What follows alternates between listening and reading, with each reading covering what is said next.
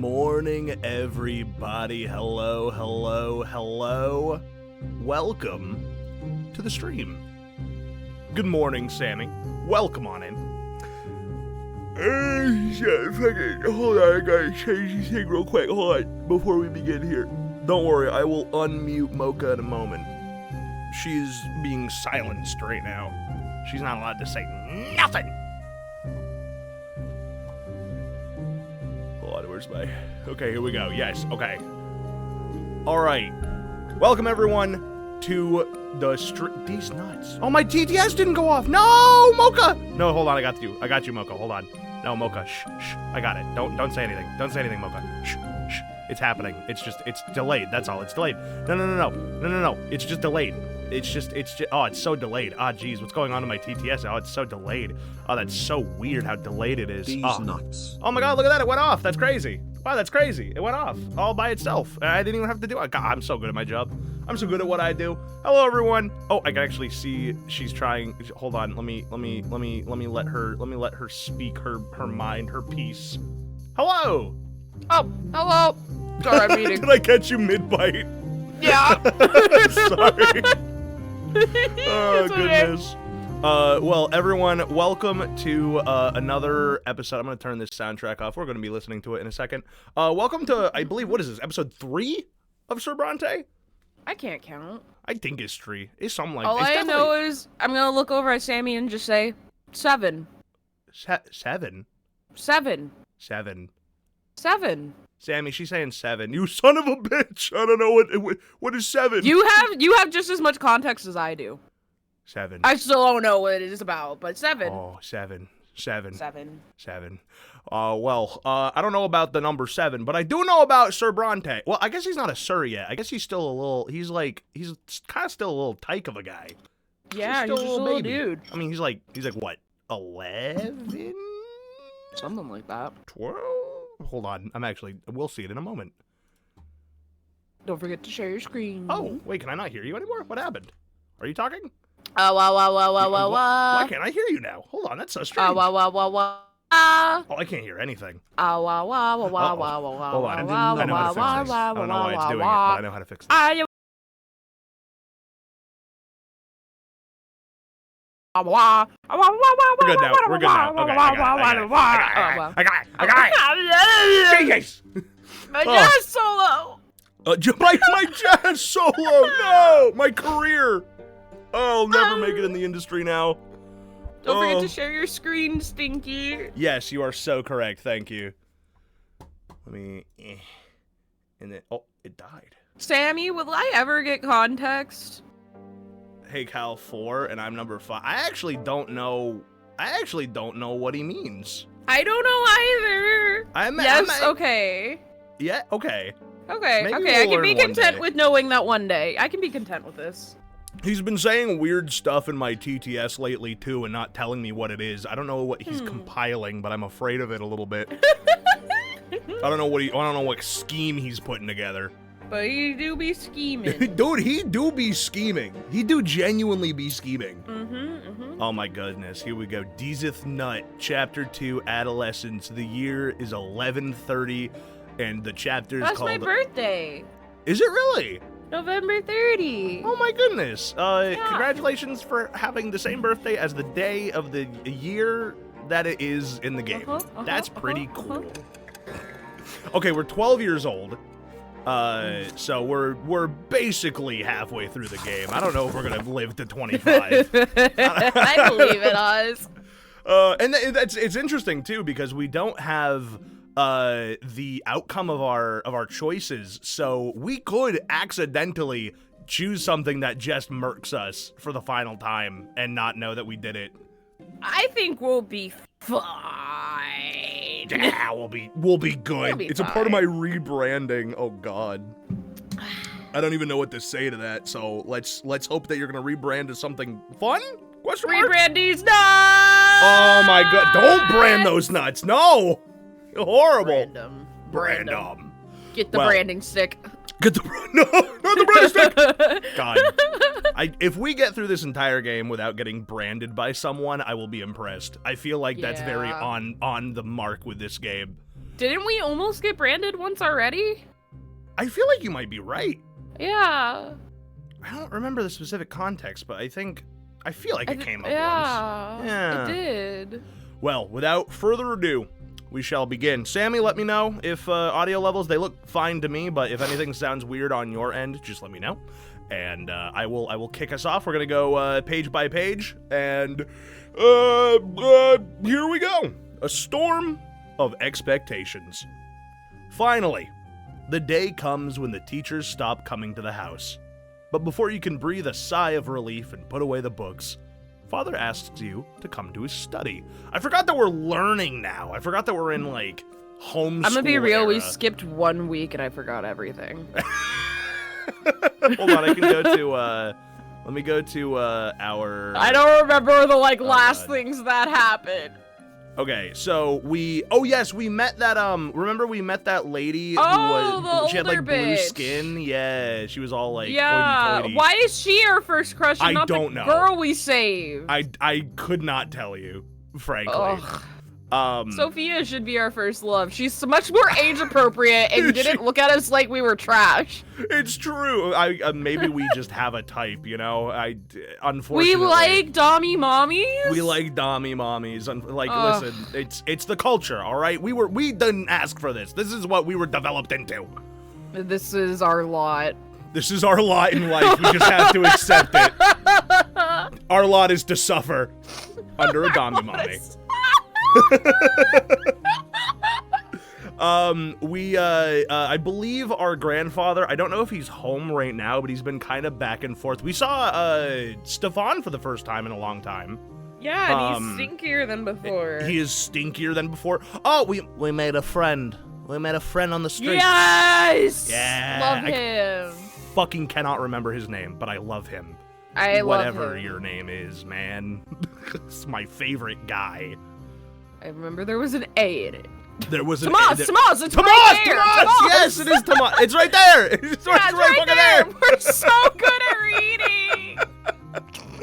Oh god. And so Yeah, we're totally I gonna believe, keep this guy alive. We're totally gonna no, succeed he'll be at this fine. game. Yeah. I think what we're doing right now is we are studying to, I think it's general schooling, but I believe if we do good enough and we get a position of power later on in life, we can get a noble lot as an adult. And I think that that's like our father's goal for us right now. And I think that that's what we're going through. Education.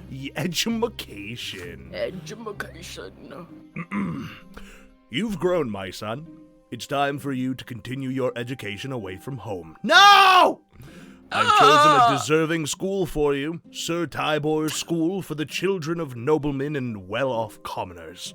Naturally, it's not a boarding school for nobles, so you will study there during the day and come home in the evenings. How far away is it? We live in ye old times. Oh, Tomas! Can we pay for Tomas too? We're well-off commoners. We can pay for him. You share the news with your best friend, Tomas. Sir Tybor's School, eh? Yeah, I gotta ask my parents to send me too as soon as they get the coin together. Father says his workshop has toiled day and night for years to save up for my education. Good. You should take this one. Oh, so when you Yes, have correct. the one Yes. short little, oh my, Yep. fuck you. You're right. Hang on, I'm preparing my boss fight music. What? Bom, bom, bom, bom, bom.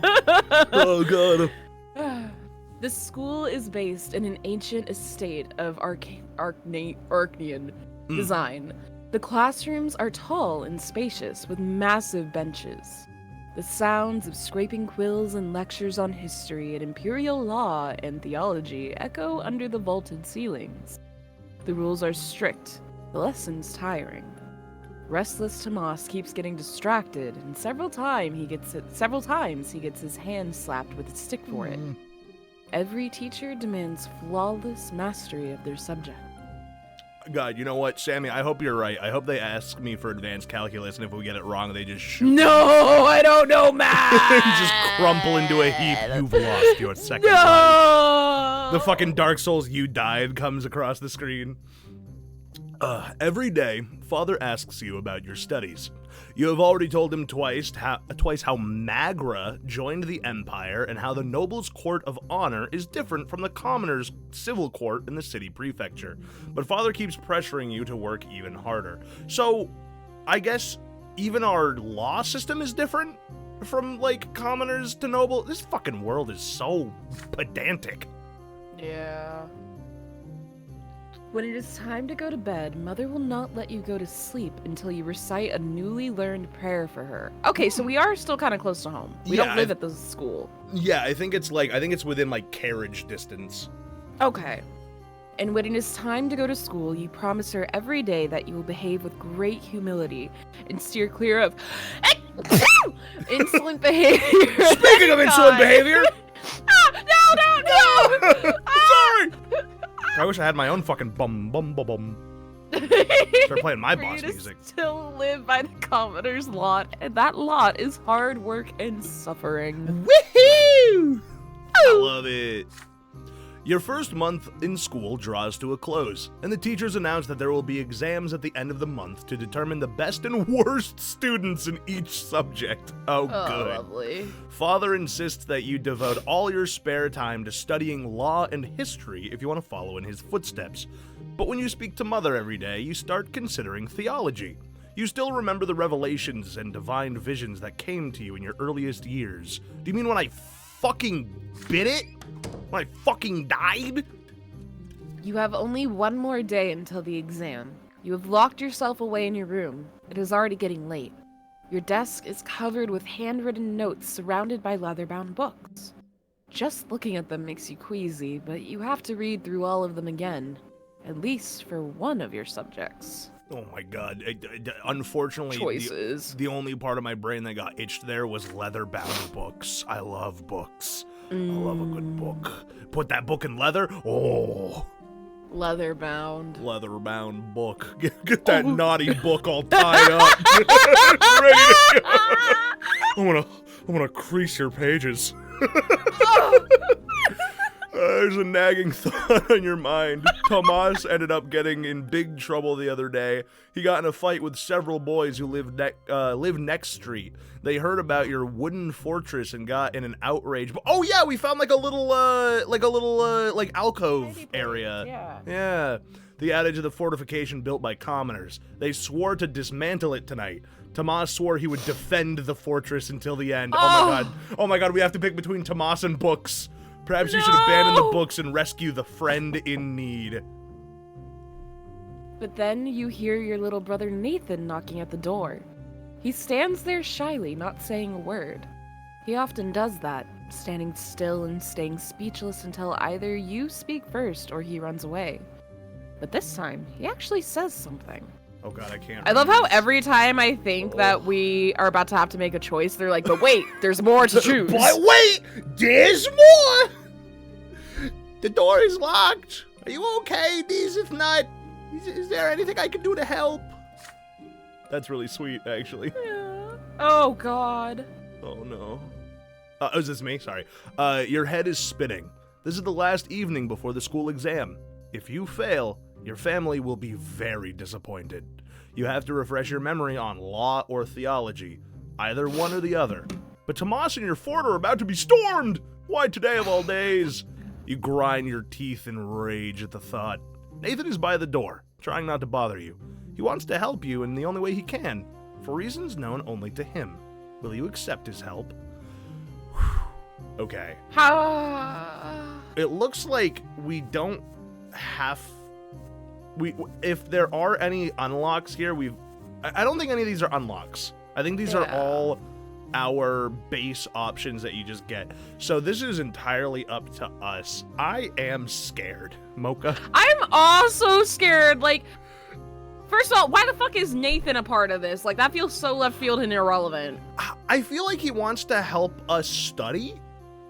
Okay, but how is he going to do that? I don't know. He's like 4.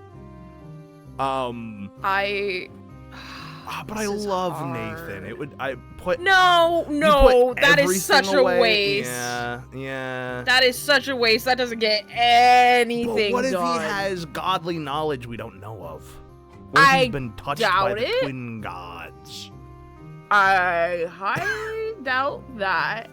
Who, Nathan? The 4-year-old? You telling me he doesn't know about theology? Come on. I mean, Tomas is our homeboy Skrillet. Our home man, but Daddy wants us to focus on school. I could flip a coin. Oh my god, don't. I'm not gonna study theology. That's stupid. Fucking get out of there. I feel like there could be something interesting with Nathan. I don't think it's the right choice, but I feel like there's something there. Tomas, I feel like the outcome that we could get is learning about, like, combat, like defending a fortified position, and maybe that will come up later in our life. But I feel like I don't know if it's worth doing that and pissing off everybody who wants us to succeed.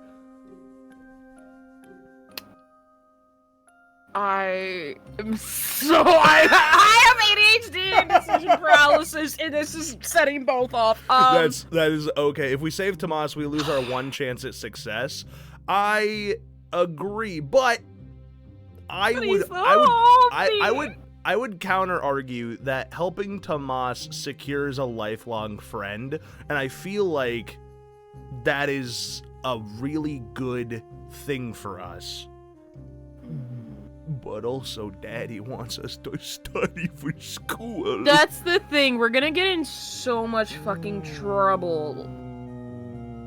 What if we go help Tomas and then we come back and we have time to study anyway?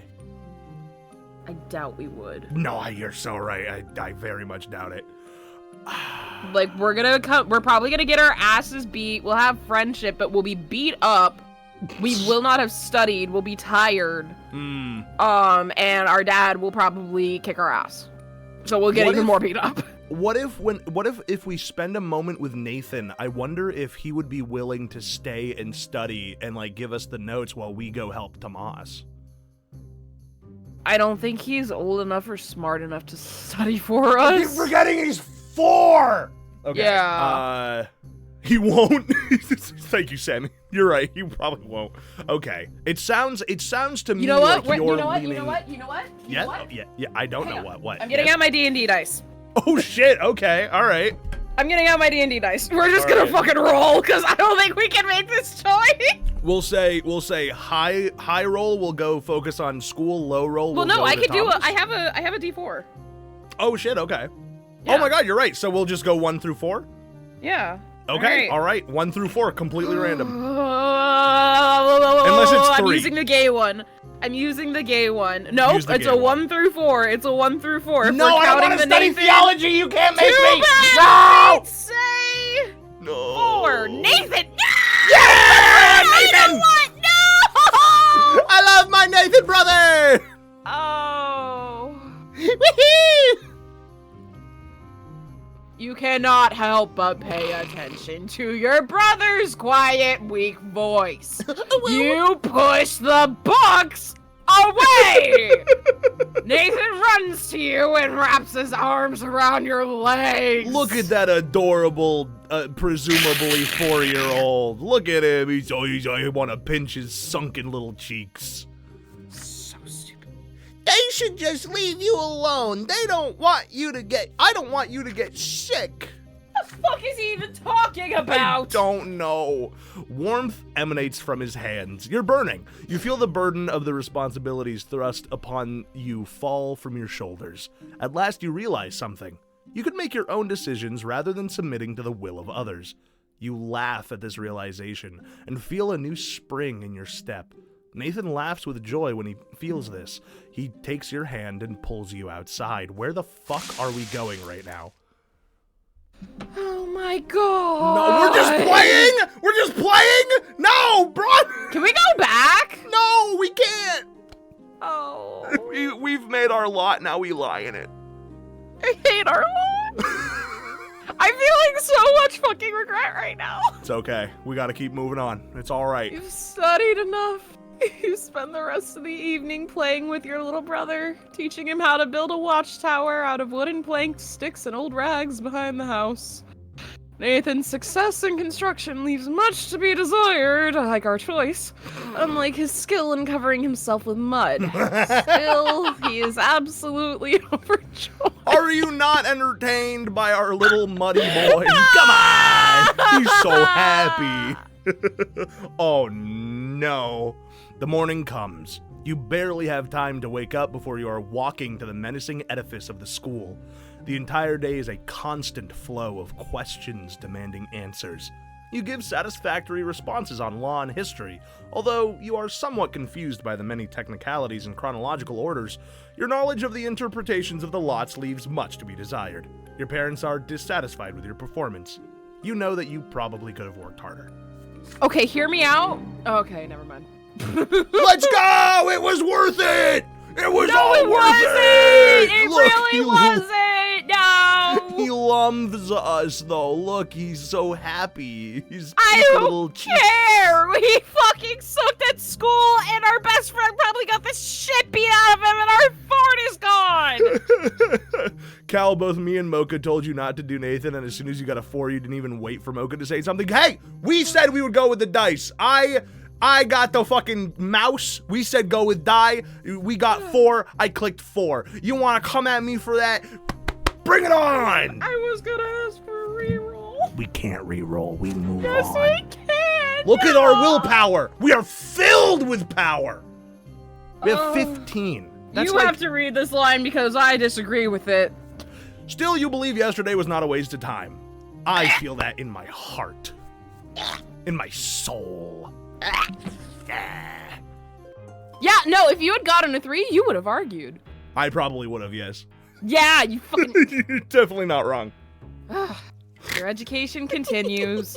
As you study imperial law, you come to the realization that there is a certain hierarchy, even within the noble estate.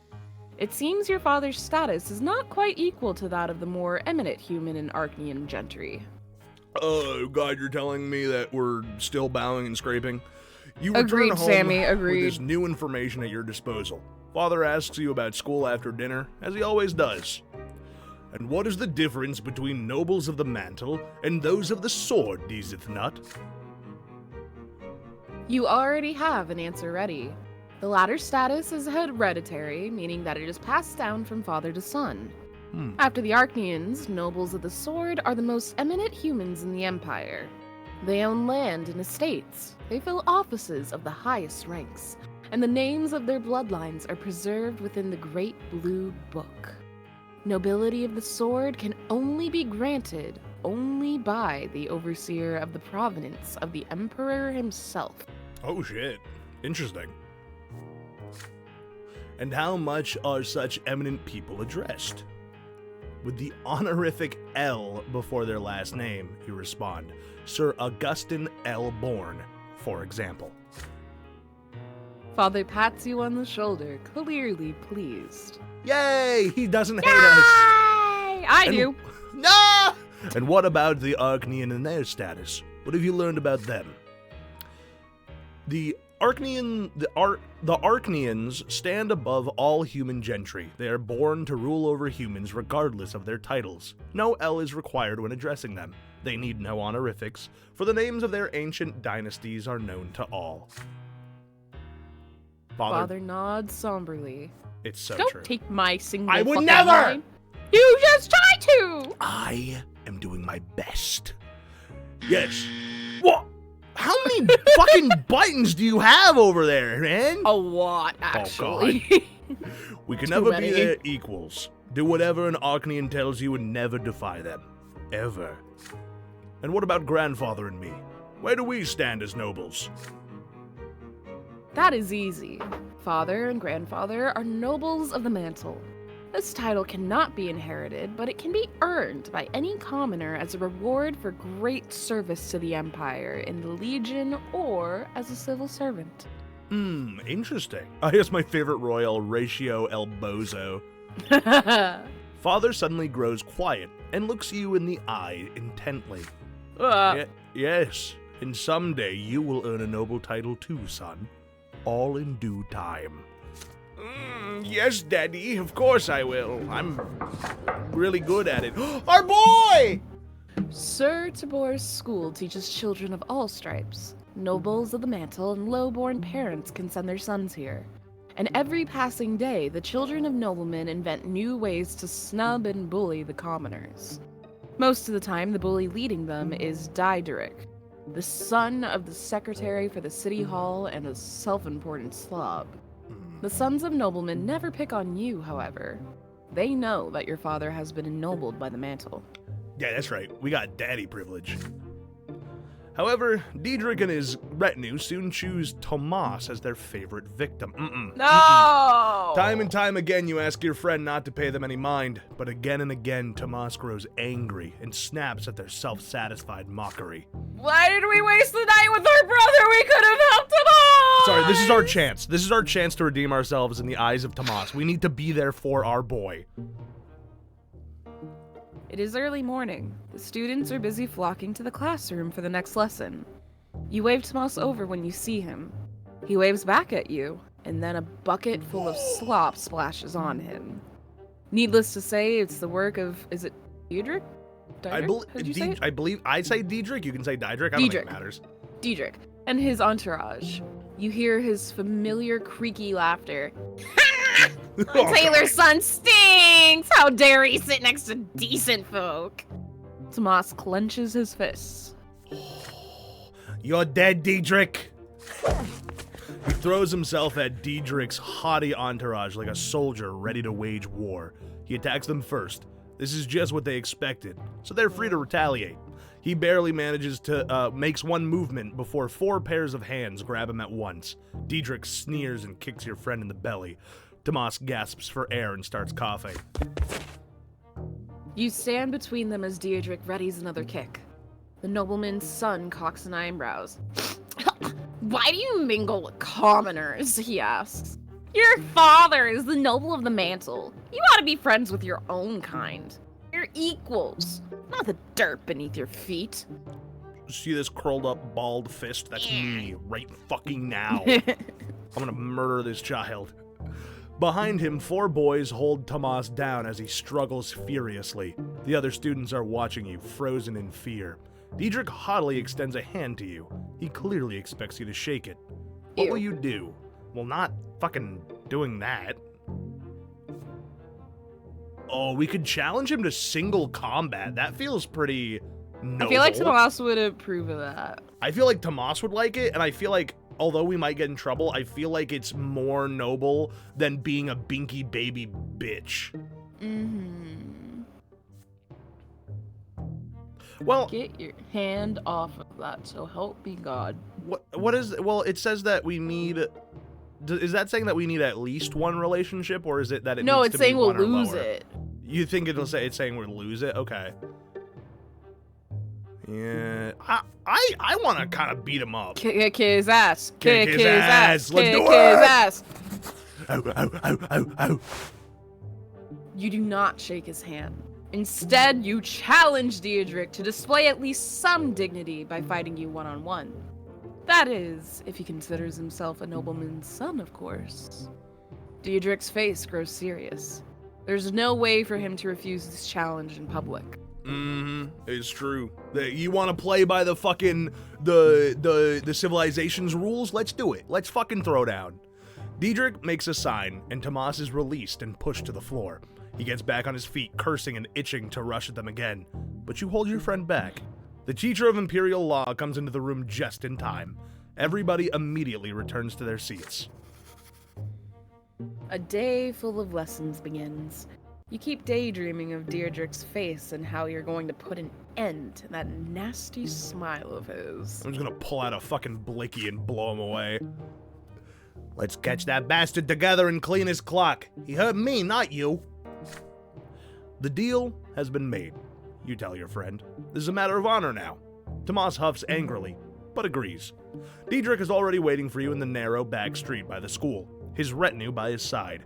You walk forward and given an opportunity to end this dispute once and for all, as this is the nobleman's way.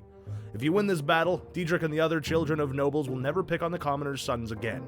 If he wins, you will never stand in their way to protect other students. Oh! You will fight him one-on-one.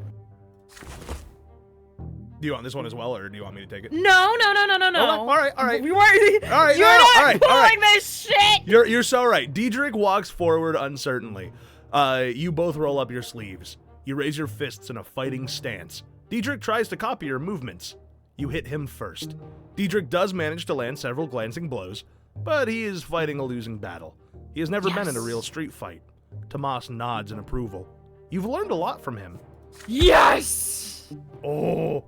It does not take long for Deezth to stop fighting back. One more blow and he squeals and raises his hands. You have won. Let's fucking go! Oh my god, I'm so happy. Oh, none of my... I wish some games, when they're in full screen, don't let me do my little... Play us a sound effect. I need a sound effect. I need something. Hang on. I'm jonesing for a sound effect. I'm jonesing. What do I have? I need something happy. I got the soundboard sweats. Where is it?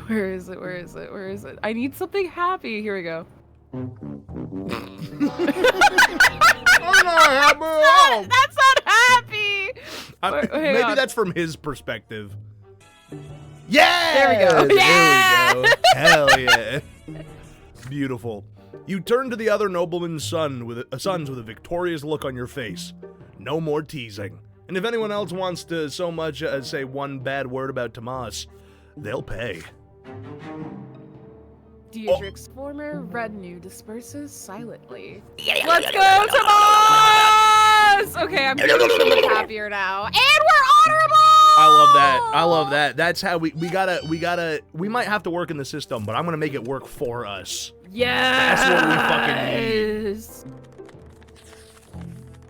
Is there clapping happening right now? Do I hear clapping? Yeah. I was like, where the fuck is that coming from?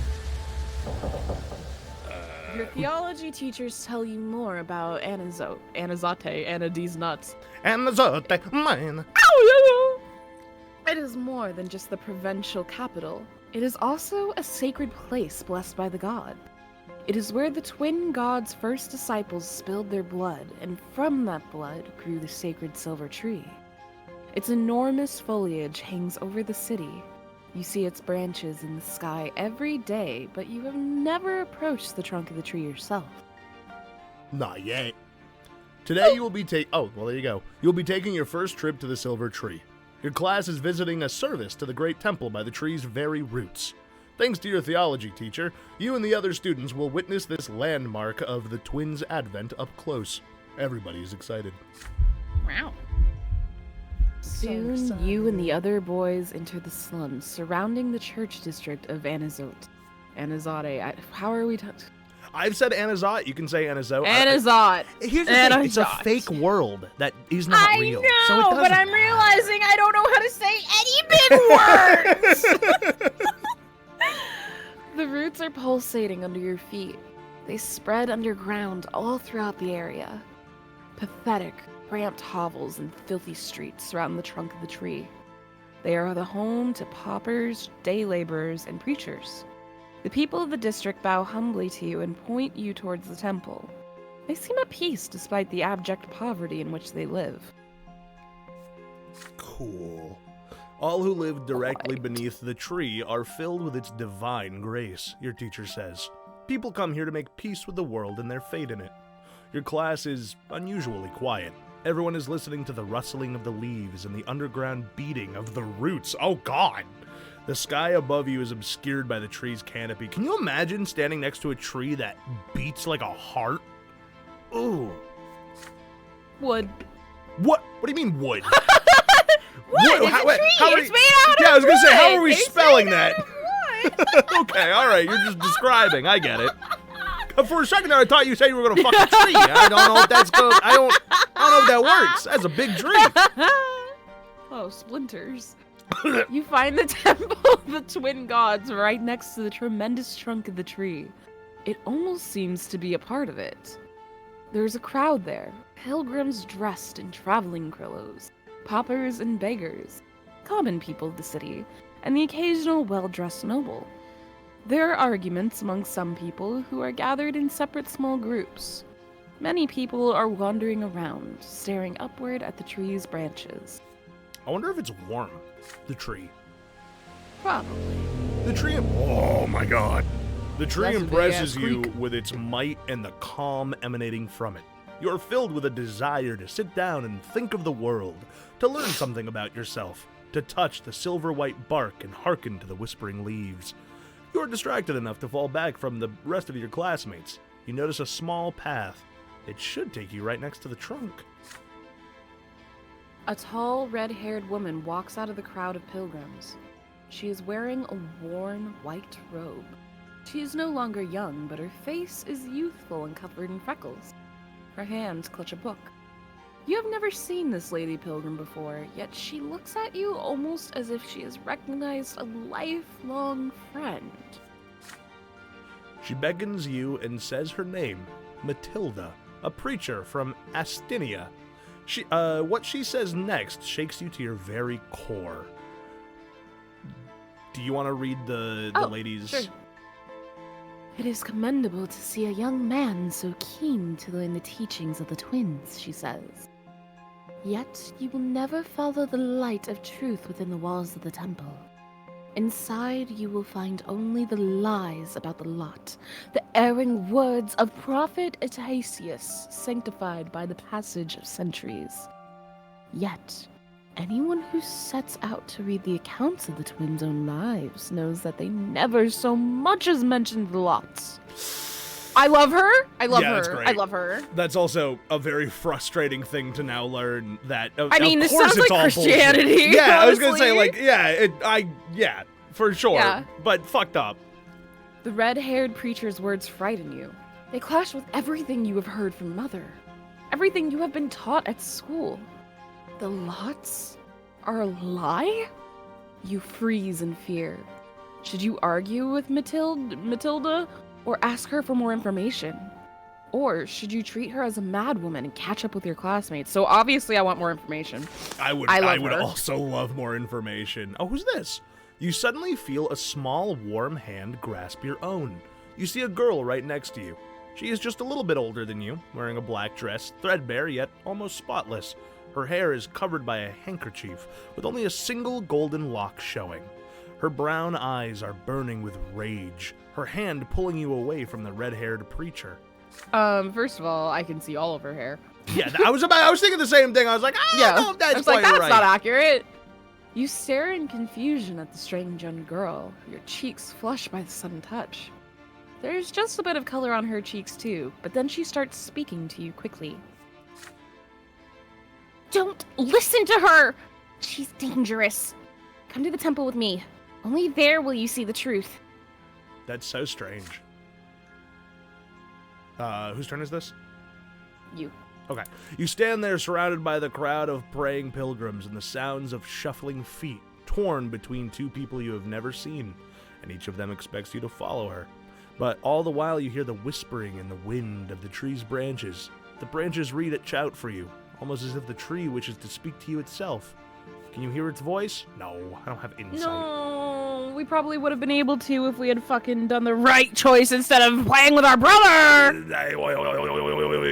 I'm gonna say either leave them and approach the tree or stay with the pilgrim. I kind of want to make our own, relationship with religion. I don't want it to really be known, informed by somebody else. You know what I mean?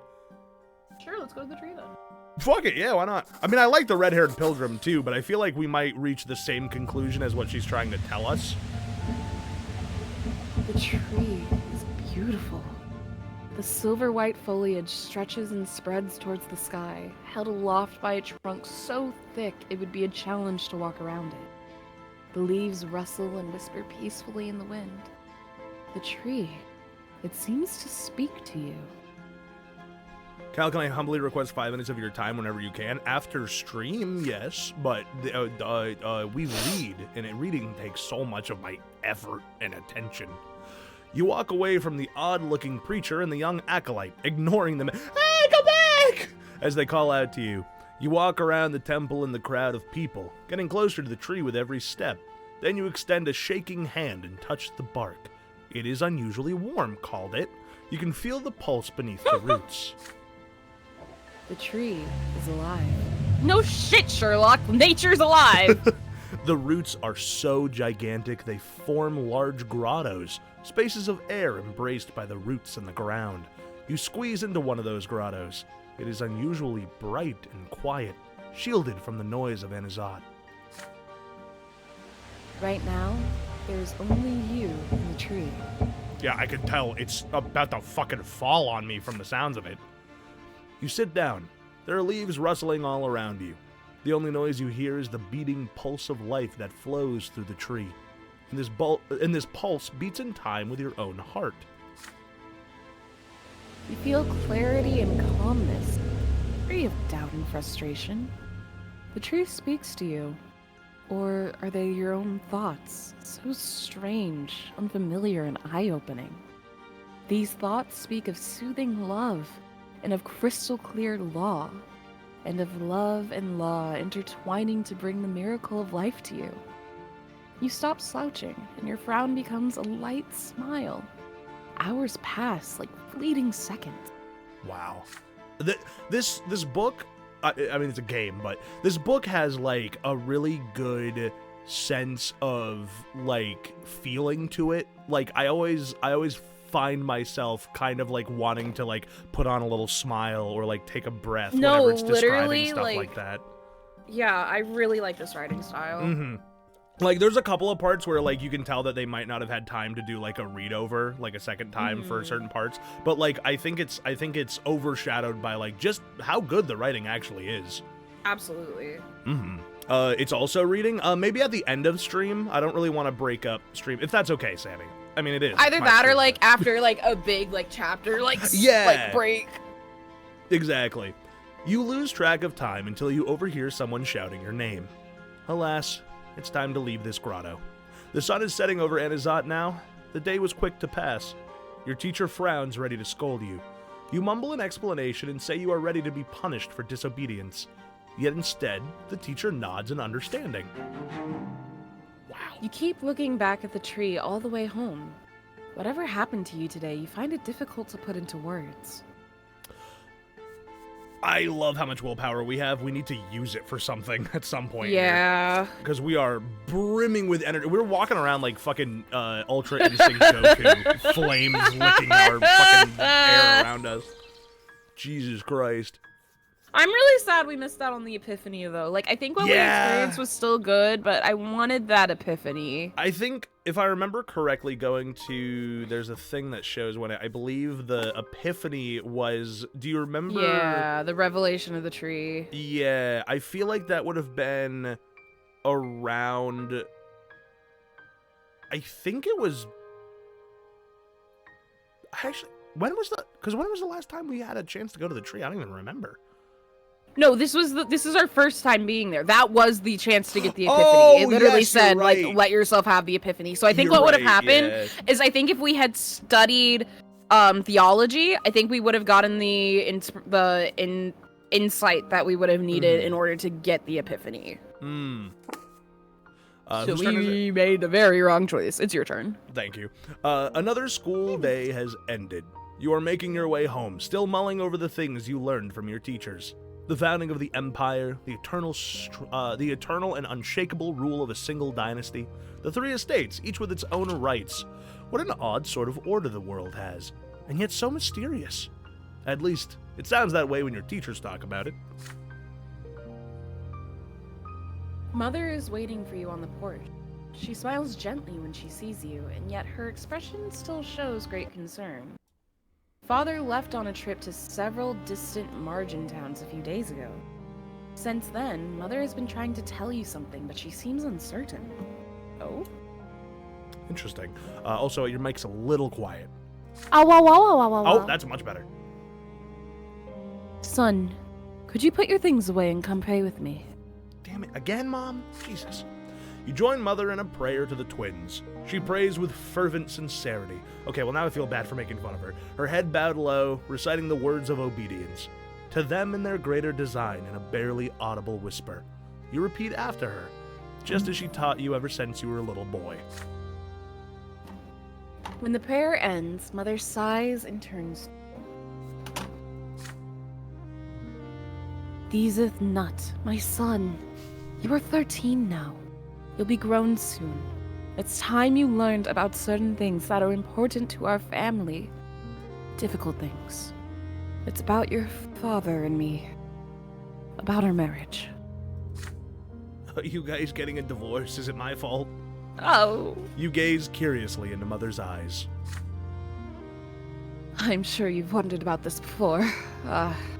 Your father is a nobleman of the mantle, so how could he marry a commoner with another man's child?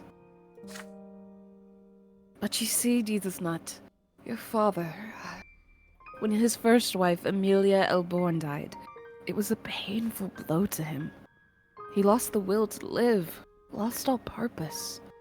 He felt like his own destiny was cut short that day as well. Ah, our fathers are romantic. I actually love Daddy Brante. Mm-hmm. And then he met me. You know the troubles I had in the past.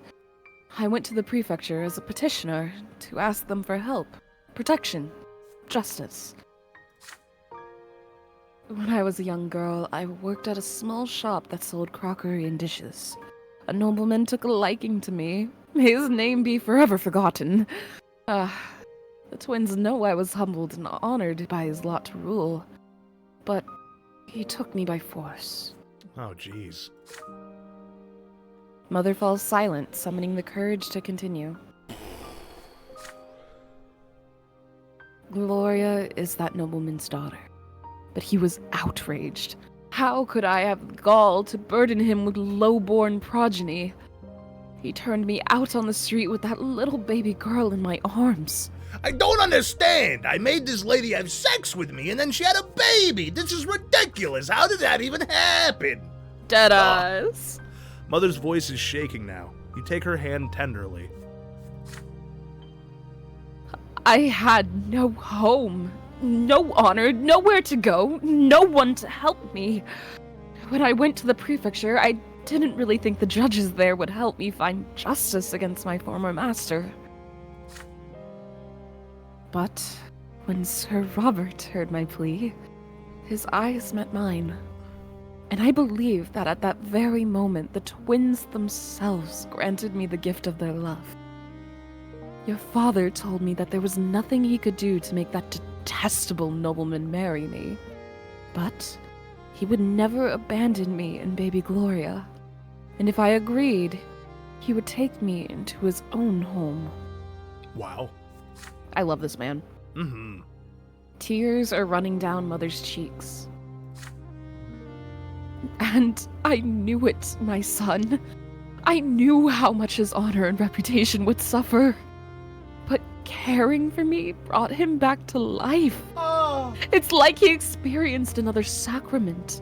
He rediscovered his noble purpose, his lot to rule and protect Daddy! and care for others. But his decision to marry me, he is still paying for it today. That's actually an incredibly romantic story. That's very sweet. Your father had the courage to defy your grandfather, the founder of his bloodline. Ah, if only you knew how much he had to endure, my son.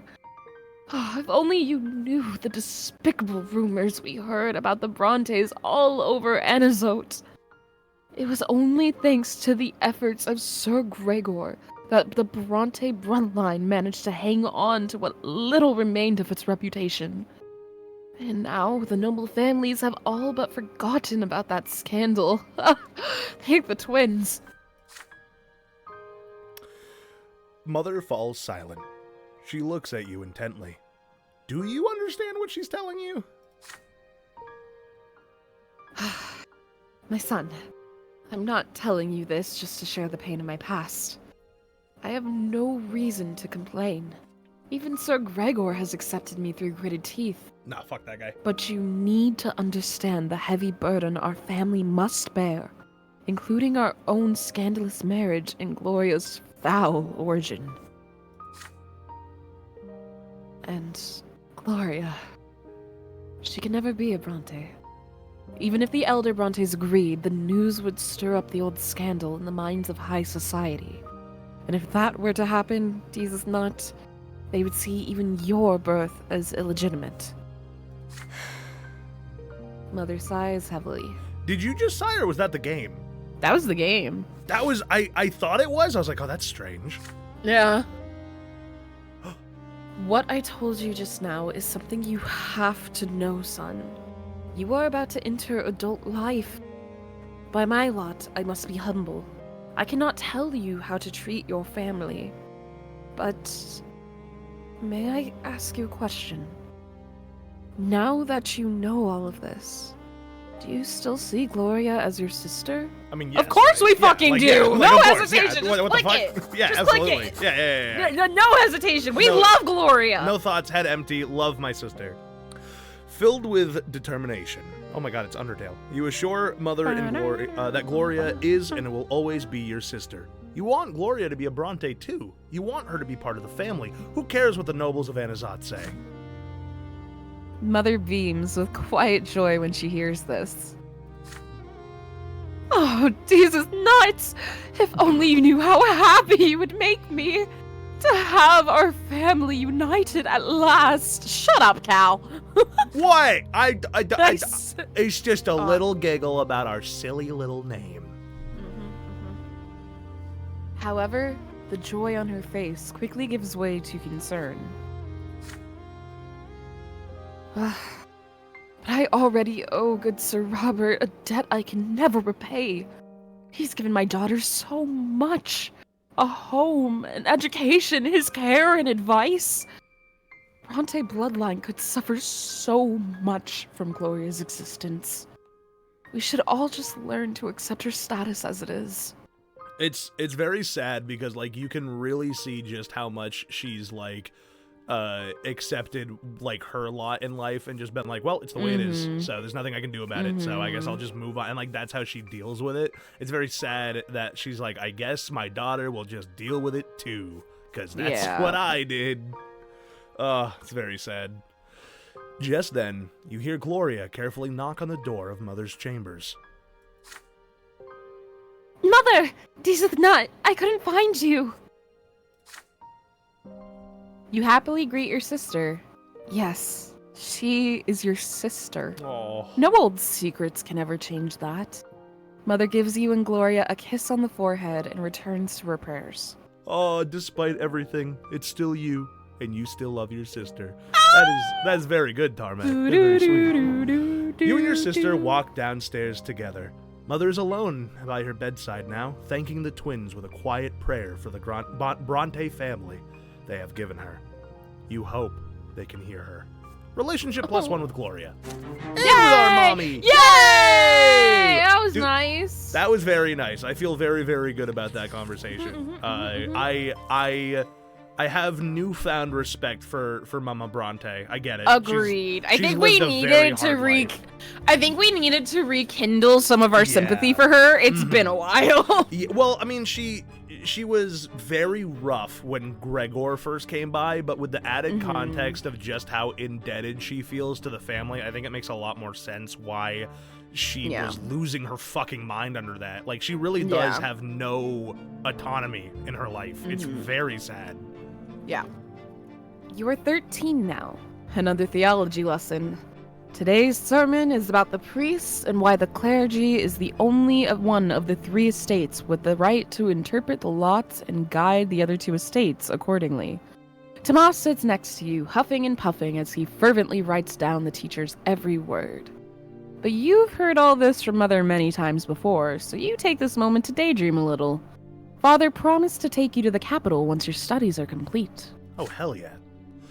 But the teacher suddenly casts a stern look around the lecture hall and raises his voice at one of your classmates. A boy by the name of Brian jumps out of his seat. The teacher asks him to repeat what he just said. Brian freezes and seems to shrink.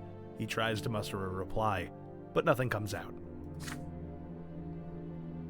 The class becomes agitated. Someone is about to get punished. The teacher now looms over Brian. The boy's cheeks are flushed and his eyes are covered in tears. You all watch the teacher's iron-bound book as he raises it sharply, about to strike.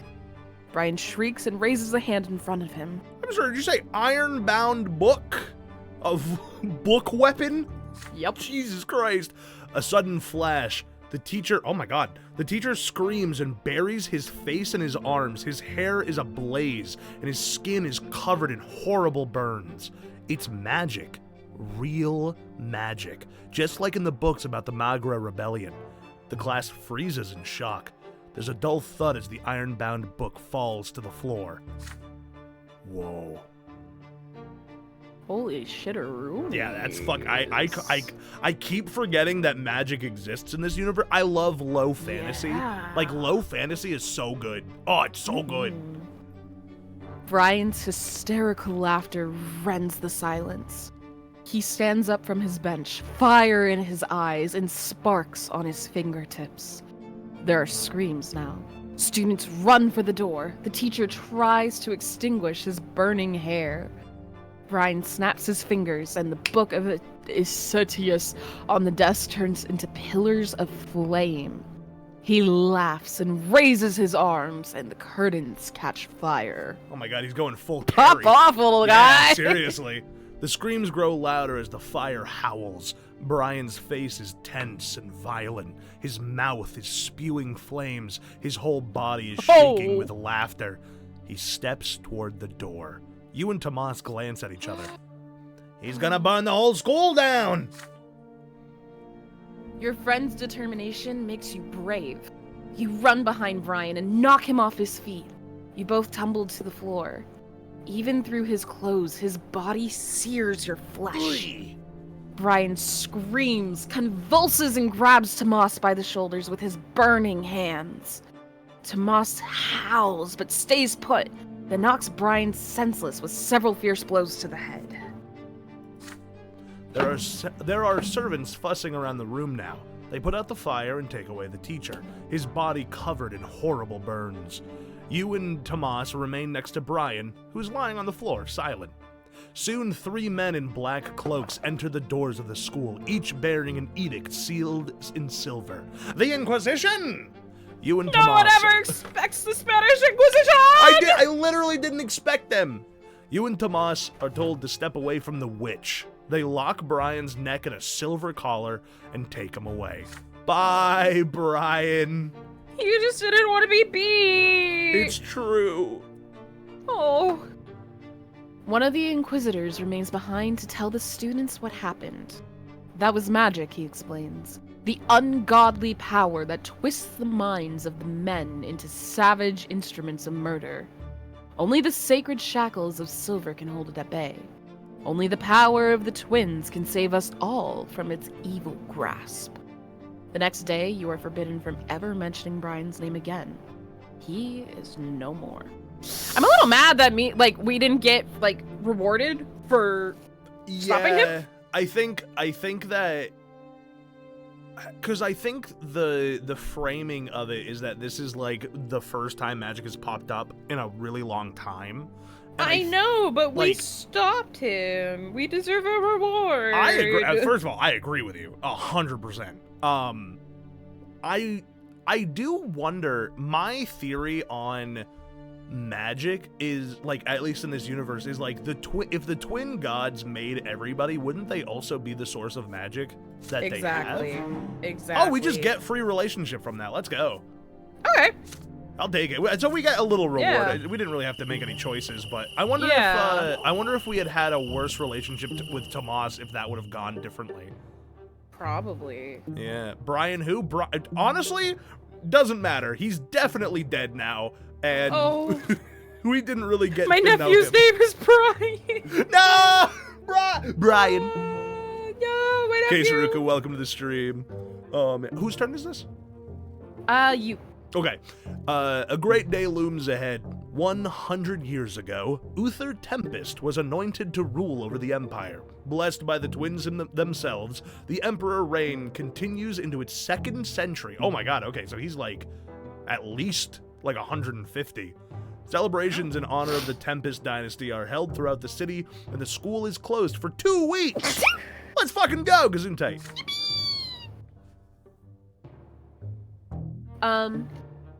On one of these evenings, Father tells everyone that Grandfather is going to bring Stefan back home for the holiday. Oh, yay, goody.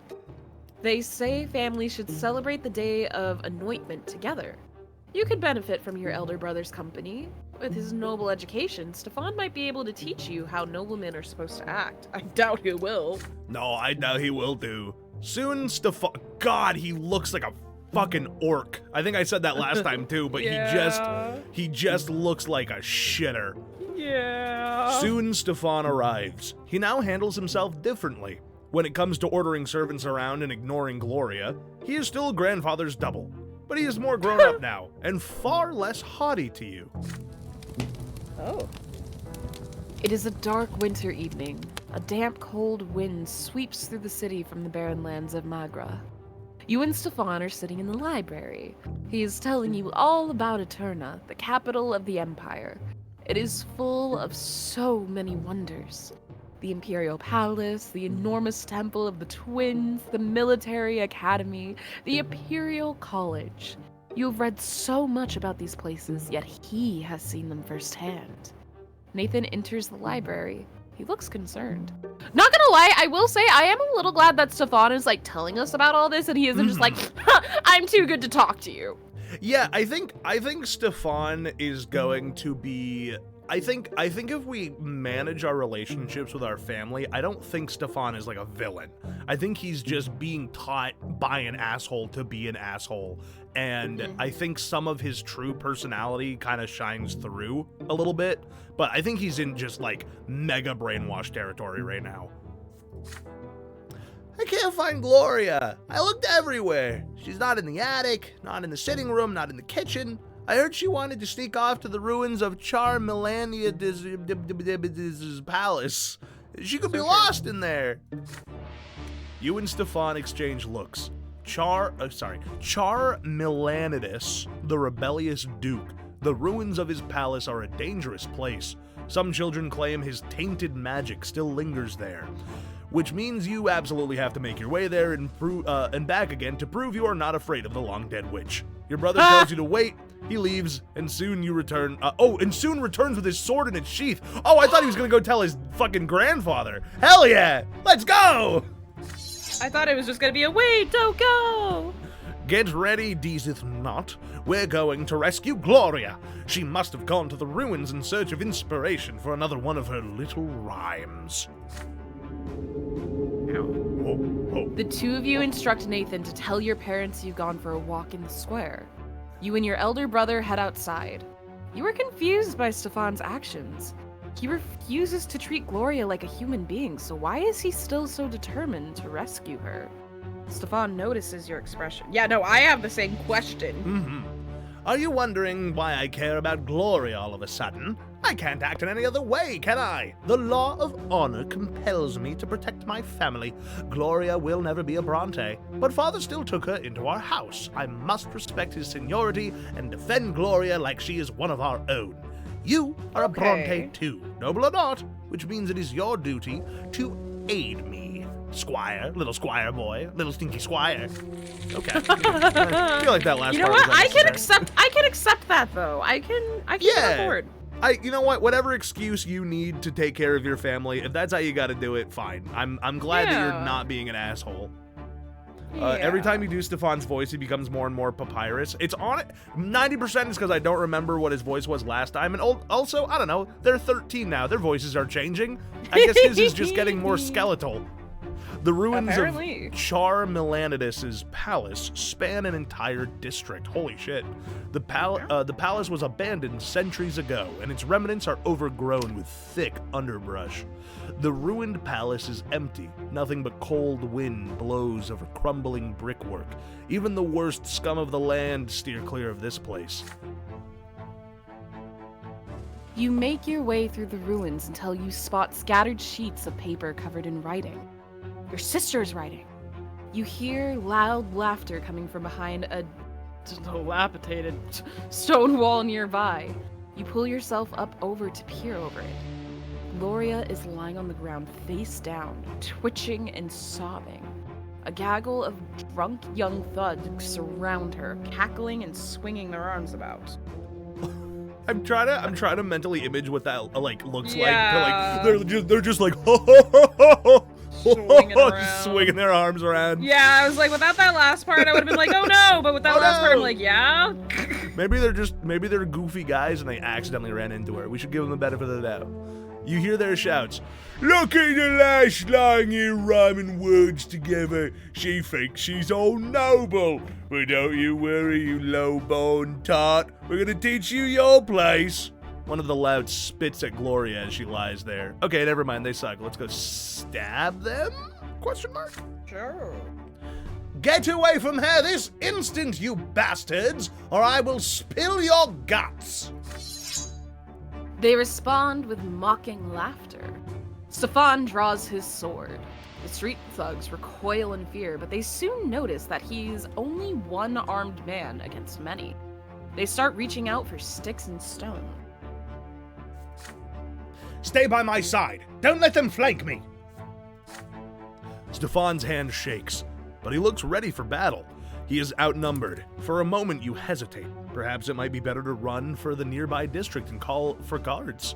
The young thugs are already armed with makeshift weapons. They start approaching you and Stefan cautiously. I feel like this is a good use time our to willpower. Yeah. I say Let's we go do for it! Yeah, I agree. I think that Follow Stefan's your got lead, brother! He's been going to school for this shit. Stefan's firm voice fills you with confidence. You follow your noble brother's orders. It takes a moment to grab a stick, and then you are at Stefan's back, angrily swinging at the louts as they try to bring him down. One of the louts lunges at your brother with a stone, but you hit him with a stick and he falls right at Stefan's feet. His sword flashes, the blade sinks deep into the young man's stomach. Oh, we're killing. Well, they can come back to life. He wheezes. that's true. Blood starts pouring onto the ground. The thug freezes. Stefan pulls the sword out, his face an inscrutable mask. He returns to his fighting stance. Okay, this is actually kind of awesome. Mm-hmm. I'm like, wow, wait, Stefan. Stefan's actually kind of sick. I really want to help shepherd him into being like a nice guy. Yeah. You are stunned to see Stefan take another man's life so easily and effortlessly, like picking his own teeth. The thugs look like they are about to flee. There is rage and confusion on their faces. They never expected the young nobleman to use that sword. Stefan just scoffs at them. Low-born scum. That's all you are. This is the only language you understand. Good job, brother. Gloria, get up. We're going home. Wow. Oh, Jesus. Jesus Christ, this fucking seltzer water's coming back with a vengeance. You did not make good choices. I love seltzer water so much. That and the fucking spicy food. It's all so good for me. Uh-huh. He turns to glance at your sister, giving the enraged thugs just enough time to rush you. You get separated from Stefan. Your back is against the wall now. They hit you hard in the stomach, the face, then the side of the head. Then your mind slips away. Did we just die? Nah.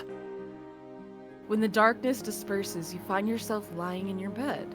Stefan is in the armchair next to you reading a book. He is alive, with a left arm in a sling and a black eye, but still alive. Your head is spinning and you feel nauseous. You try your best to sit up. Stefan looks up from the book. Don't try to get up. You lost a lot of blood.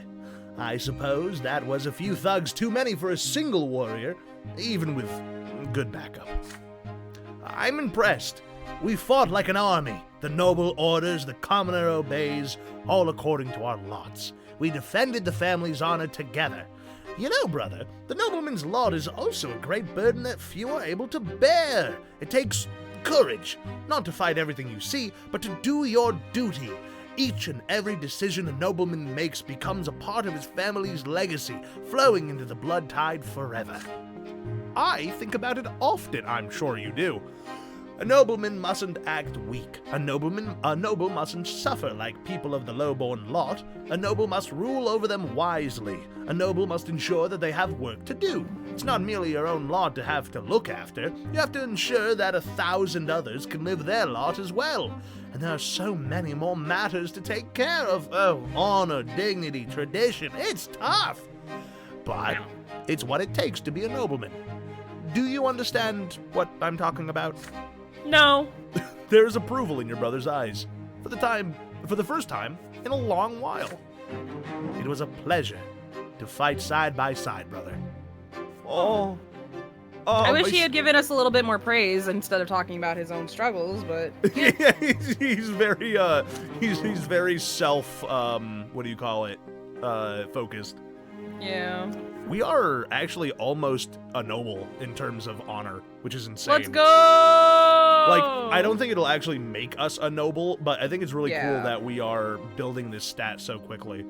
Yeah, same. We are very honorable. I think we've made a lot of good choices that have led to us being able to do other good choices. Before long, the entire city hears how a gang of low-born thugs assaulted Stefan Brante. Grandfather ensures that the brash young men are found. Some of them are taken into custody as soon as lesser death releases them. Grandfather seeks vengeance on those who hurt his favorite grandson. Prefect Elborn, a friend of your family, promises to personally oversee the trial and ensure that justice is served. That doesn't sound very. I mean, honestly, these guys kind of deserve it. I don't care. You're absolutely correct. Stefan and Grandfather decide to stay in Anizad until the trial ends. Grandfather demands true death for every single assailant. You ask Father to explain something.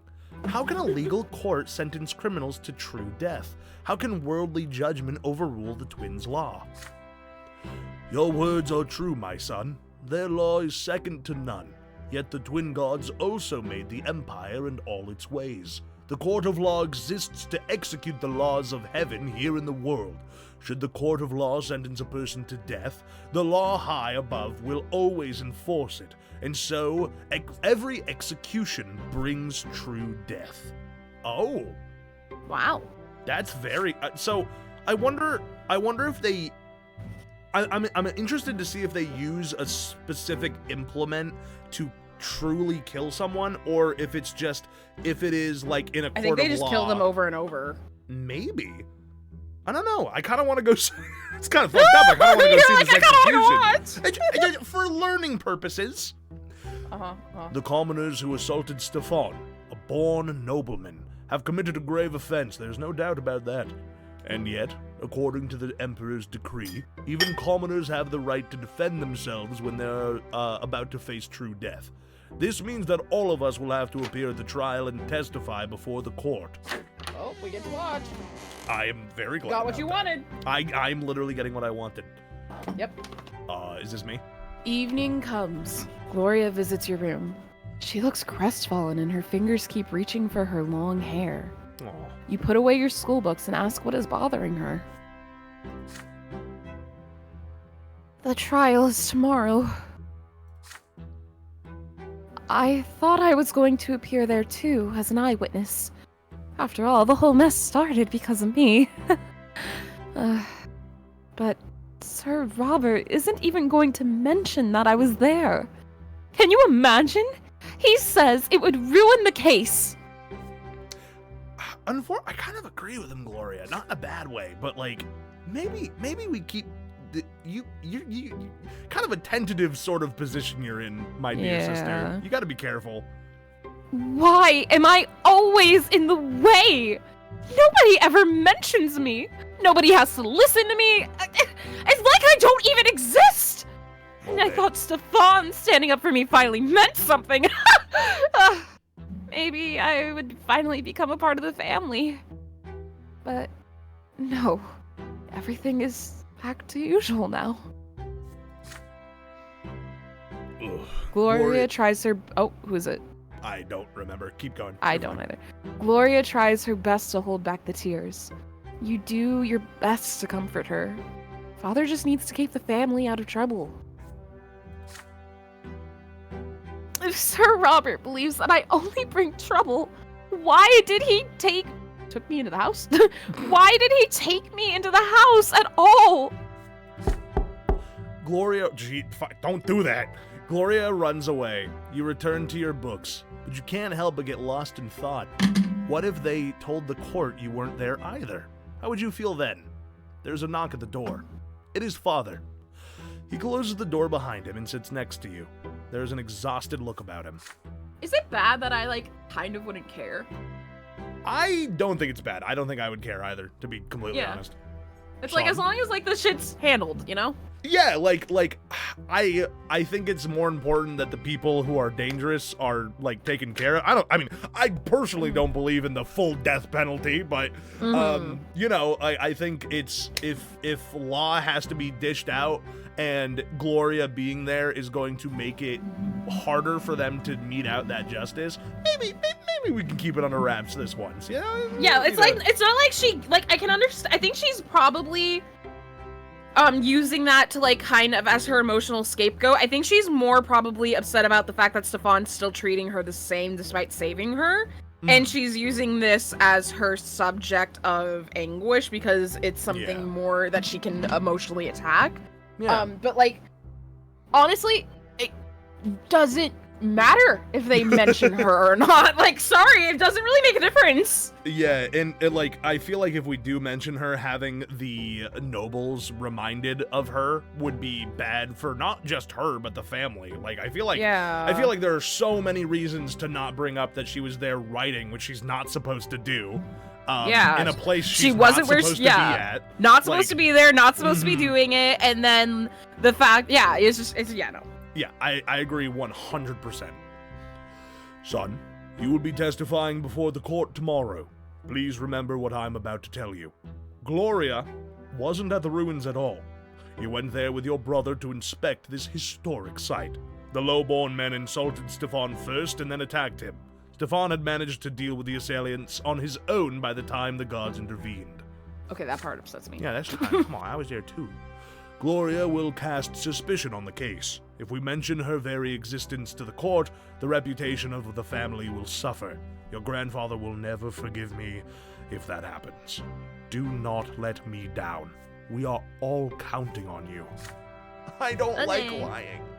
It's fine. Whoa. Is this me? I think so. Okay. You recall the night of the fight like it was a moment ago. Gloria sprawled under the feet of those cackling thugs, her poetry, her greatest treasure scattered on the ground. She thinks she's all noble, were the words that were spat down on her. But doesn't grandfather mean the same thing when he denies that she's part of the family? Yeah, totally. Mm-hmm. But if you do what father tells you, the trial will end quickly.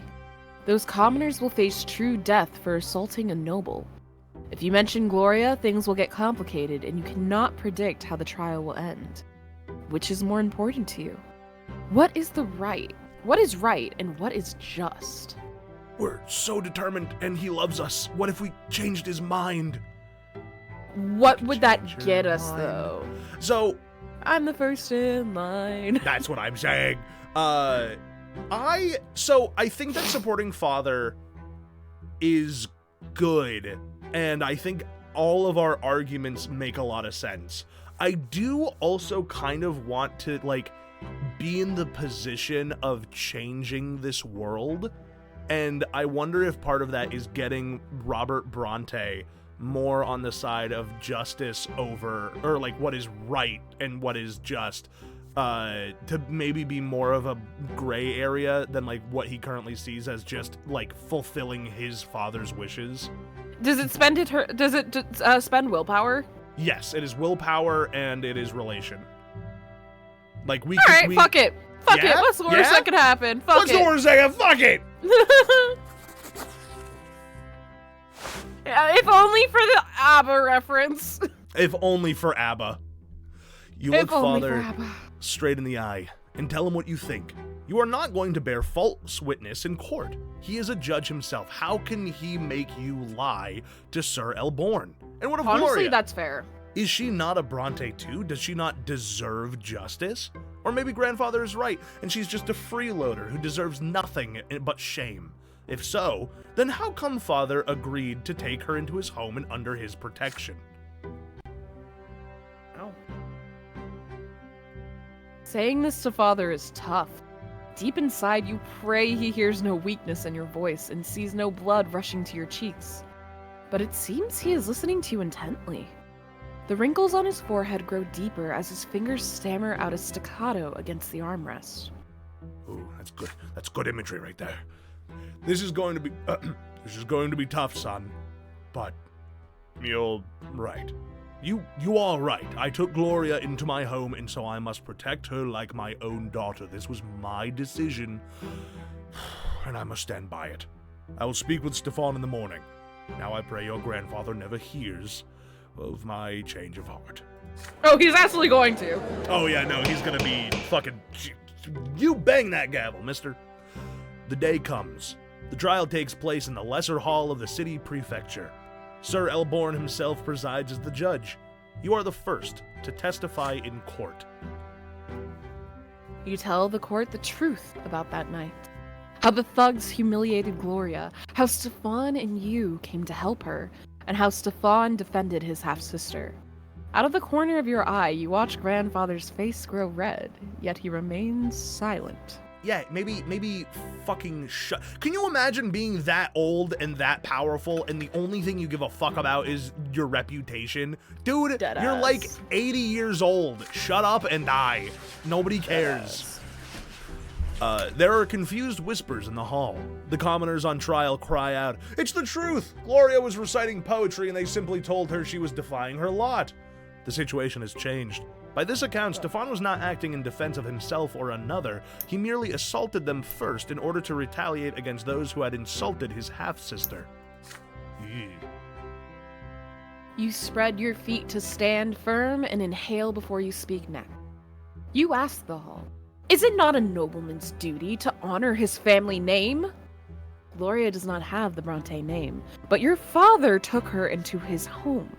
Therefore, it was Stefan's duty to protect her, as he would have protected any of you. Contemptuous chuckles rush through the courtroom. You have just reminded the city of father's shameful second marriage. Stefan is to testify next. He reluctantly confirms your testimony, glancing at father and grandfather all the while. His arm is in the sling and his arm in the sling is his main argument. Stefan wanted the commoners to stop insulting Gloria, yet in the end the commoners were the first to insult him. After a short recess, Sir Elborn returns and rises to deliver his sentence.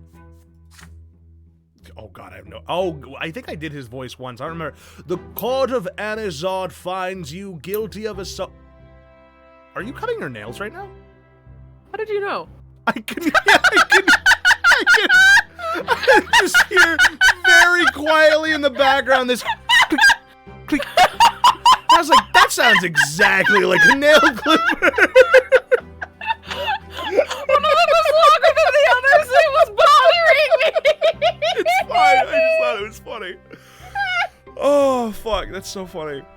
The court of Anizard finds you guilty of assaulting Stefan Brante, a nobleman who stood in defense of the honor of Gloria, a member of his household. All 4 defendants are sentenced to true death by hanging. Oh my god, there was no wind, but I felt a gust. Yeah. There is no wind, but you feel a gust. Sorry.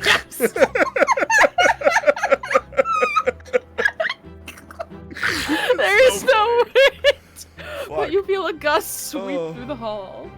The defendants turn pale. Their mothers are bawling and crying. Everybody in the court feels the dreadful power of the law, and it is stern and just. That very power has been invoked by this sentence. And by that very sentence, the lives of the 4 young men are literally forfeit for all eternity. I'm watching you and Sammy right now. He's farting during this dramatic. 4 know, men are I now know, gonna die, Sammy. It's important and sad. I'm crying. Oh my Jesus Christ. The gallows await. Stefan stands in the front row. Father stands next to him. The wood creaks. The trap doors open under the young men's feet. They dangle in the air, wheezing and reaching out for support with their feet in their final moments. Oh my god. It's good. Ugh. I know, I really like how quickly this game shifts from, like, young shenanigans to, yeah, the world is pretty horrible. Yeah. Grandfather's silence ends at home. He screams at you and your father, at Stefan and Gloria. This trial is a disgrace, he screams. His screams are punctuated by the thudding of his walking stick against the floor. Father says they had to defend their family. It would have been truly a disgrace if they had shirked their responsibilities. Stefan excuses himself to bandage his arm in order to stay out of the argument. Gloria is quiet, but glowing. You stay quiet too. It is all over now. I actually am in love with this game. It's so good. Ugh, it's Suck my nuts, yeah, Gregor. fuck that. I don't give a shit, Gregor. Suck my Deezth Nut Brante, you fuck. It is all over now. Nobody bullies Gloria on the streets anymore. Those 4 commoners are dead forever. Their families were taught a cruel lesson. So will it be for anyone who dares to raise his hand against a nobleman. Oh, we did lose a little honor, but we got some unity in our family. Okay. You know what? I'm okay with that, actually. Yeah. That's fine. Yeah. Our honor is still in, I think we had... That's for the entire house. Like, these are our house stats, not our... You're right. Yeah, you're right. I think it says that we're at 3, so we were in modest, now we're tarnished. So we only need to do one thing to bring us back up. So that's not even that big a deal. Yeah. And we're more noble, and we're more spiritual. Fucking let's go, actually. Nice. This was good. This was a good outcome. Yeah, I agree with all of this. This is all fantastic. We're so honorable, specifically to our family. The events of a consequence of your previous actions, conditions met, nobility 4. Oh! We have enough nobility for a forbidden love to begin. Oh. With the lady who's way older than us? Wait, is she way older? We never really got a... She was like a full-ass adult! Yeah, I feel like you're right. She did. Yeah. My only thing is that, like, every image of every character looks really old. Even Nathan, who is supposed to be like a little binky baby. So I'm wondering if when they say young lady, they mean like late teens, early 20s. We'll see when we see her but... again. When we see her again. Another day of school is behind you. You are now wandering your district, taking your time before going home. It is getting dark. Soon you are walking past the splendid mansion of Count El Velasco, one of Magra's richest landlords. You hear a familiar voice from the other side of the iron fence. It is Stefan's voice. It is followed by the sound of a young lady laughing. This is Stefan's! It's not our It's his secret! Love. I forgot about his secret! I actually straight up forgot about this. Yes! You peek through the fence and into the mansion's garden, and indeed you see your elder brother, dressed like he's going to meet the Emperor himself. He is currently busy helping a young lady out of the window. She locks him in an emotional embrace. You recognize her, Maria El Velasco, Count El Velasco's daughter.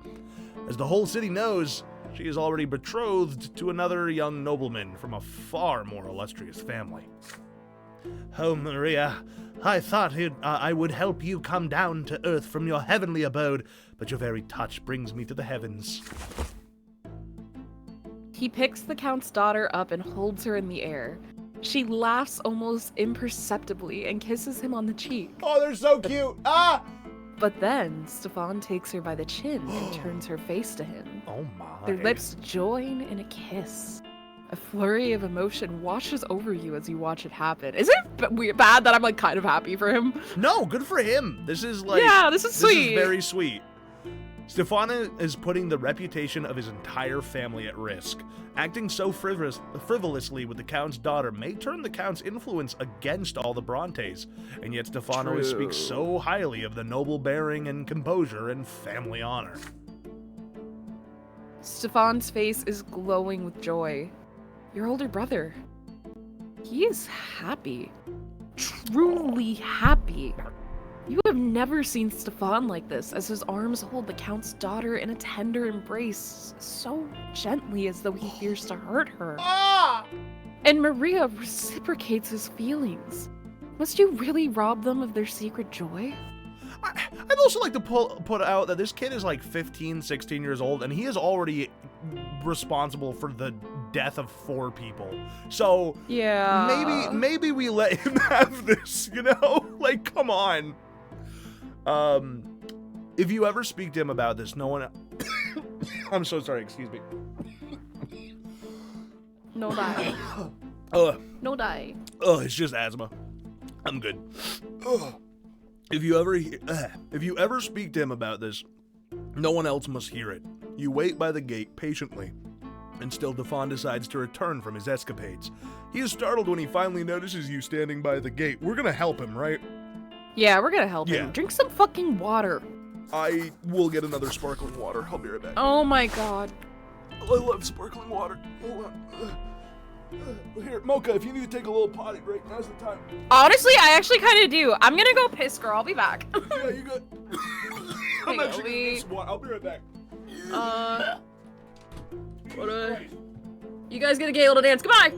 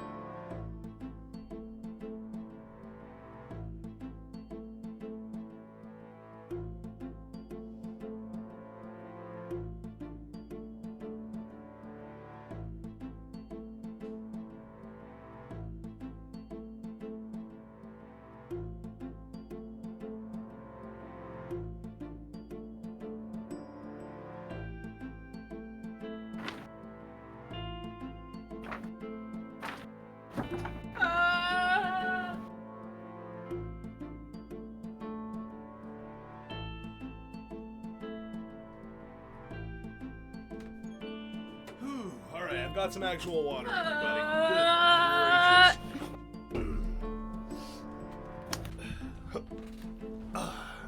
Alright, I'm back. Hello. Hello. Oh, Jesus. Let him love. Let him love. He needs something that isn't trauma. I agree. Kina wins. Is anyone surprised? Fuck. I actually am, because Cal lives in a little trailer, and I went to the main house, went to the bathroom, pet the dog, walked across the yard, came back, kissed my cat on the head, and then sat down, and I still somehow beat Cal. I was coughing up a lung. I'm sorry. I didn't mean to. My little chesticles were having a testicle, you know? Don't have a cow, man. Okay, I'm good. We've got about 23 minutes left, so I think we'll be able to finish up this chapter before the end of stream. I would let us go longer, but I've got to, you know that voice acting thing we were talking about. I still haven't done. I got to do that today, so. Yeah, well, I got to do that, and I got to make my reel and stuff, so I gotta make sure I have time. And by time, I mean before anyone comes home, so I don't sound like an animal. And I just come home and I'm just screaming. What are you doing here at this late hour, Deezth Nut? Is there something you wish to tell me? You I actually confessed don't to know. Stefan that you saw him today in the El Velasco garden with the Count's daughter. This affair puts both families' honor at risk, yet you say you are happy for him. You can see how much he cares for her. No matter what, it is worth the risk. Stefan can trust you with this secret, you assure him. The two of you will keep it together. Aw. Oh yeah, we need to make sure to give Sammy his 5 minutes. Yes, we will at the end. Stefan reacts to you with anger at first, but your supportive words calm him down. You've got all the makings of a professional spy. But you're right. The risk is too great. Your aid will not go amiss. You're no nobleman yet, but I hope your word is worth my trust.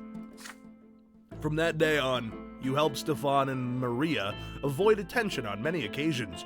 You even have to distract El Velasco's manservants to lead them away on a wild goose chase through the district. In the end, you are never caught, and you earn your brother yet another night with his beloved. They are both aware that the days of their hidden love are numbered. But how we're escaped? Escapades. So bad. Escapades. I need a new vocabulary. Escapades affect the family's reputation. You and your brother agree. Whatever happens, happens. Young love is worth this risk. I agree, actually. Yeah. Yay, we're bright! Yay! And we're soulful now. Wow. Oh my goodness. We must be doing something good because I remember, I think this is around when I stopped my first time ever playing, and I do not remember having stats this good.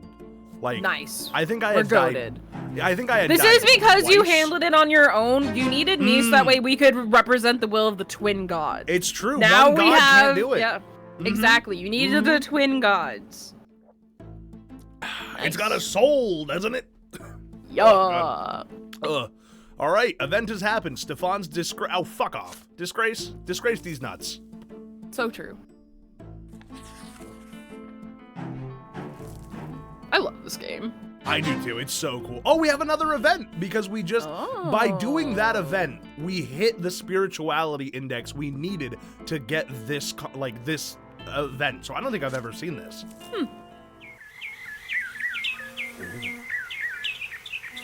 I actually don't I think remember this this. is you. I Okay. think this is you. The day is sunny, scorching, and hot. You are sitting in the yard by the shade of a tree, studying books about the twins' great descent. You hear shy, quiet steps. There's no need to look back. You know from the sound that it is Nathan. Your younger brother also sits in the shade of the tree, yet he is quiet. He is not tugging at your clothes this time. That is unusual. He's just sitting by your side, breathing loudly, like this.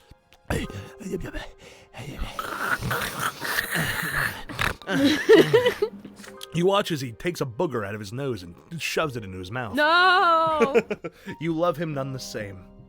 Or nonetheless. You What's the tear expression? yourself nonetheless. Mm. You tear yourself away from the book and look at your brother. Nathan is deep in thought. He seems uneasy. He is fidgeting with a symbol of the twins, a cross inside a circle, the lash bound around the sword. It is Nathan's pendant. He wears it all the time, but not today. Interesting. The silence wears on. Nathan takes a deep breath, like he's about to speak, but he does not. His face grows even grimmer. He looks unusually hurt and bitter. At last, Nathan gathers his courage. He takes another deep breath, his eyes narrow. His hand clutches the encircled cross. Tell me, Deezth Nut. The twins. They hate me, don't they? Aww. Nathan's voice is quiet yet firm. The world falls silent around you.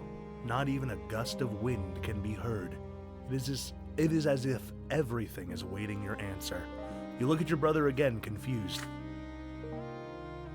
Nathan, the youngest brother, the most unassuming child. He is quiet, obedient, and thoughtful.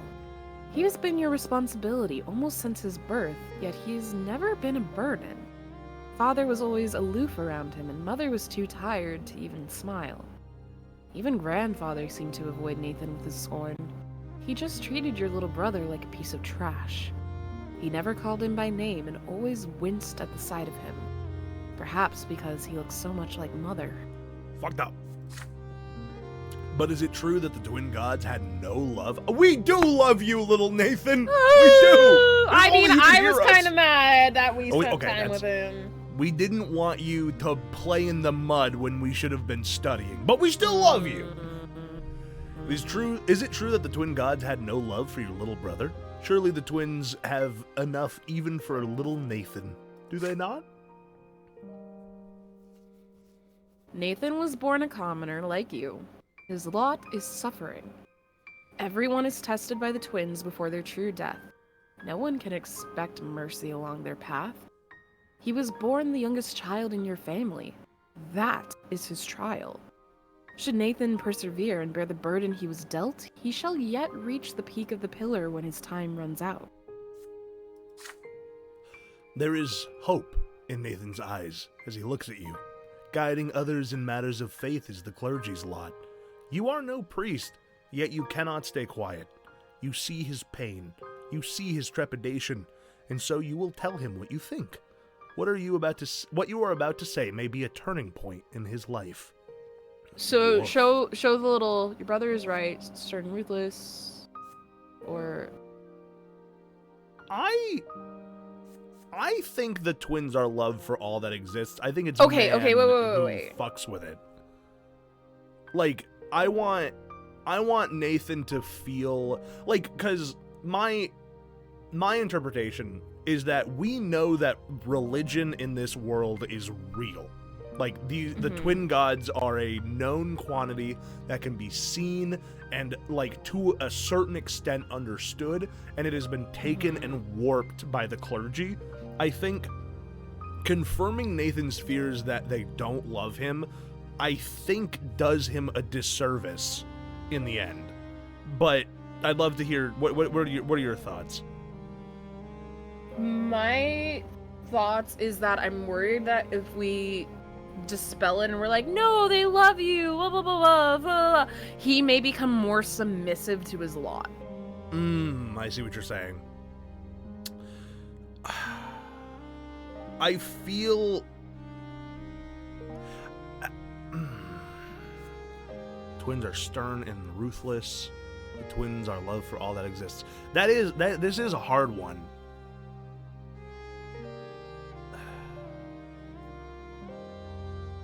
Can we go back and, like, read some of the previous pages? Yes, we can.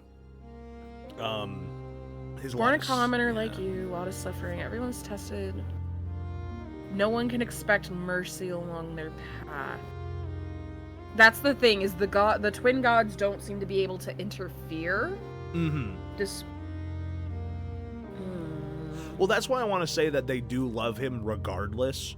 Like, the twin gods do not interfere very often, like, physically in people's lives. They seem to more watch and give extra chances when they pass, but don't necessarily do anything else. Like, no love for our little brother. I mean, that feels so... Yeah. I'd say we can say that we can dispel them. You think so? I feel like I don't agree with either of these options. That's fair. I do kind of wish we had a third option that says, well, it's complicated. Yeah, because I'm very much the type of person when it comes to these, like, big, heavy topics where I am the person that goes, well, it's complicated, and then I break it down. So I'm not the type of person that usually sways one way or the other, because both of them kind of feel like lies to me. I think that's very fair. Well, we'll go with this, and, like, maybe down the line we'll be able to have a more nuanced conversation with him. Yeah. So let's dispel them for now. Okay.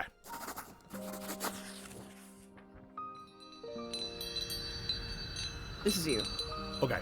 You tell your brother that the twins are more than just law and will. They are also love. So writes Isatius, the disciple of the elder. And so says Mother. And both you and him were brought into this world through their providence. It is true that their love is quite unlike their love humans have for one another. They cannot forgive others unconditionally like mother or father would. Your parents love you no matter what, but they are unlike them. And yet the twins bear no hatred, for they descended to our world and granted us knowledge of how to live. And this is a great treasure indeed. The twins put us all to the test with the hardships they sent. They watch how we follow our lots.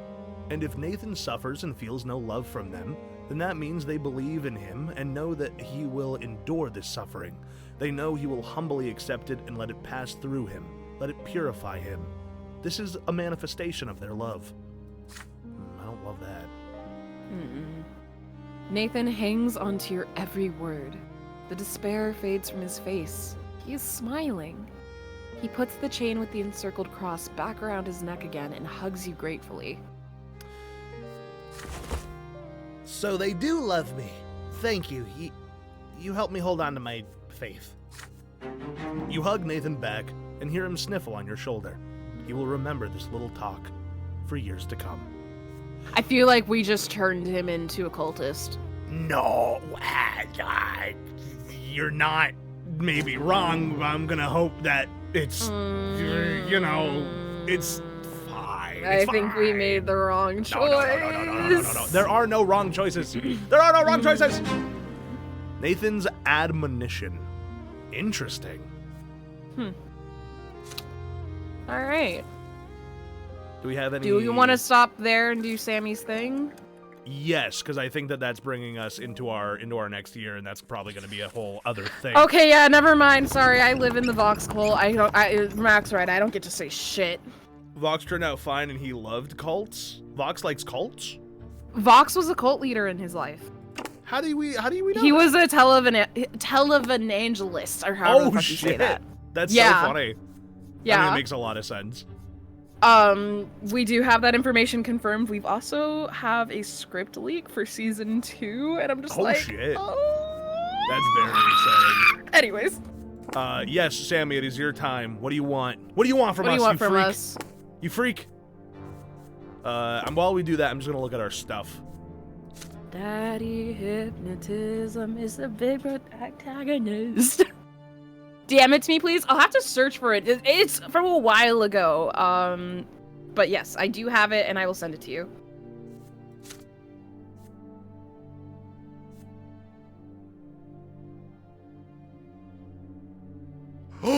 Sammy, you lied! What? Sammy boy is on an 80 streak. Oh! I knew he lied. I knew he lied about losing his streak. That's so funny. You should have waited until we were at 100 and then dropped it. However, what is this paste bin thing? Hold on. Unlock the paste. It has a password on it. What is this? Apparently Mac has the password. What is happening? I'm just currently scrolling for the spoiler thing. I don't know what's happening either. I'm just a little guy. I too am a little guy. You need surprisingly little amounts of laundry detergent per load with how concentrated detergents are these days. It's true. I agree. I don't know why you're saying that, Thaijo, but I agree 100%. I only use a little tiny bit. Oh my god. Okay. All right. Are you ready for a dramatic reading? What the fuck is this? I do not know. But here we go. Hello, Cal. And chat. I lied. If you've received this message, or I guess this link, it means nothing went wrong and my hoodwink has come to fruition. Now you might be asking yourself, 80 streak? What? You lied too? A 2 Sammy? Or you're saying, no, yeah, that makes sense. Either way, hello. Hi. You thought I died, you sons of bitches, but I didn't. I'm right here. Now there's a simple question here. Why did I do this? Why subject myself to 5 days of ridicule, 5 days of feeling like a lowly worm, 5 days with the common folk trash? Okay, Stefan. Well, with 25 days left to godhood, with immortality, one must wonder how death feels. And so, I faked my defeat. You gave me an opportunity, Cal, an opportunity to see what life would be like if I lost my streak. The next bits of text have been reserved to personal messages for each of the people I've interacted with. What is happening? It's like his fucking manifesto. If all goes to plan, Tarmac should be here. However, Avery is a slippery little fuck. Please give her her message when you find her. However, please still read it. If it's a good ending. Cal, you sweet summer child. I feel the worst about lying to you. You deserve none of the pain I caused, and the care you showed at my faux funeral is commendable. The next bit of your message will be me complimenting you in hopes to apologize for my lies. 1, your forehead is shiny, but like in a hot way. 2, your cats love you very much. I heard them say it. They won't tell you, but they love you. Okay. 3, you know what? You're not bald. You're balding. And honestly, your head of hair much more pronounced these past few days. Thank you, Sammy. 4, your camera and mic work perfect. And I don't mean in like, oh, it's pretty good. No, it is perfect. It needs no more changes. Thank you. 5, you're pretty good at puzzles sometimes. I hope this suffices. Thank you for everything. Oh. Mocha, I wanted to explain the 7 thing, but Pastebin is being mean. I'll explain it in chat as Cal is reading. Tarmac. Oh, that's all you get. Oh my God, why? Oh, Tarmac, I was afraid of you, and I had no reason to. Don't take this the wrong way. I'm sure if you tried, you could have ruined me. However, your level of humility and restraint in the situation was surprising. And although our quote-unquote team-up was short to non-existent, it was an honor to look at Avery with war-filled eyes with you. You were a good teammate, and now an even better opponent. I wish only for the fall of Avery so that you may one day join my ranks. I hold nothing but respect for you, brave warrior. Now do, ! Duel at SammyBoy 788 1000. You coward. I'm so Hey, what's that? What? What? What is happening?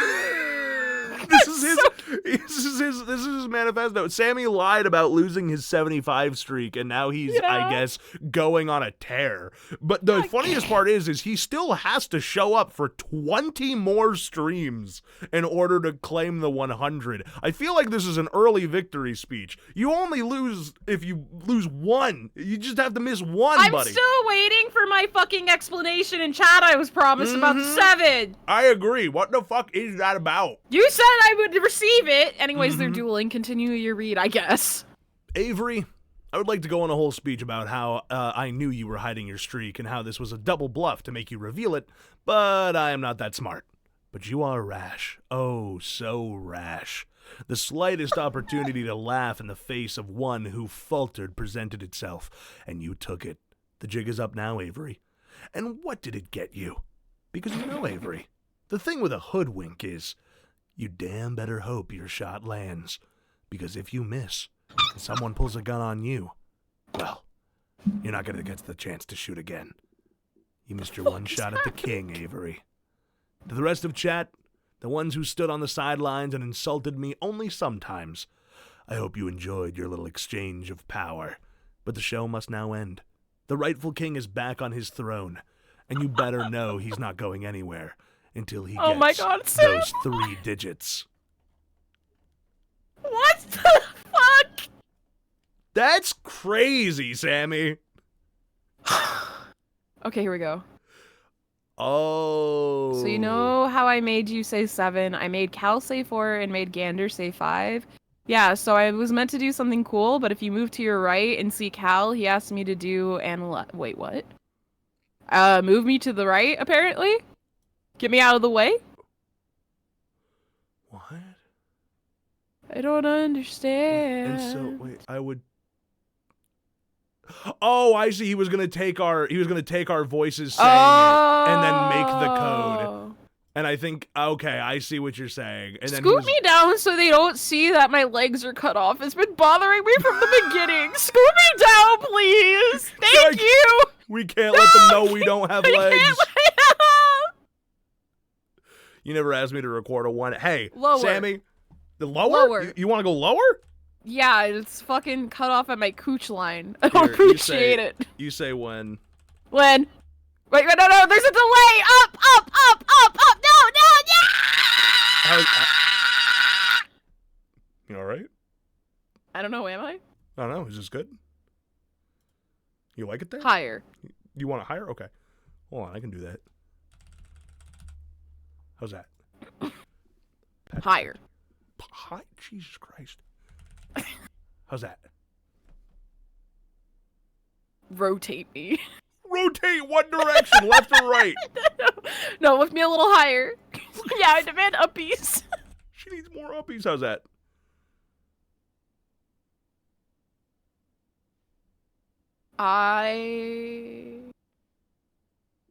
Lower. Oh my god. How's that?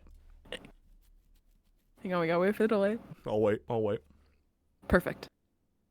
Yes, good. Actually, lower. Okay, I gave you 3 more scooches down. You want more? Hang on. Let it cook. Oh, I'm waiting. Let it cook. This is perfect. This is good. Are you sure? The meal is ready. You're positive. Okay, I'm gonna actually, you know what? Where's your source? Hold on. Lock me in, Captain. I'm locking you in. I'm locking you in. Lock me in. You're locked in. You will never move from that spot again. This is your new little seat. Maybe I'll find like a chair PNG to put you in or something. Oh my god. I'm not villain, I'm just royalty. It's different.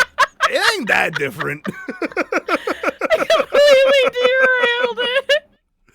God, that was so funny, Sammy. Thank you for being such a dramatic little goblin. You fucking I love goon. that. Okay, also look at Octavia. That's a full-grown woman. No, that is a full-grown, like 40, 30-year-old woman.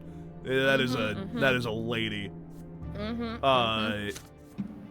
Dude, us and Tomas, we are so fucking homey with him. Do you think if we get more homey with him, we might kiss?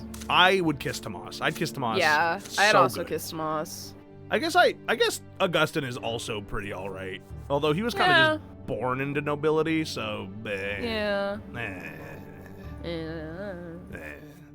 Anyway, I'm so back. Sammy, I will say the only thing, I never believed that it was gone. I didn't believe it for a moment.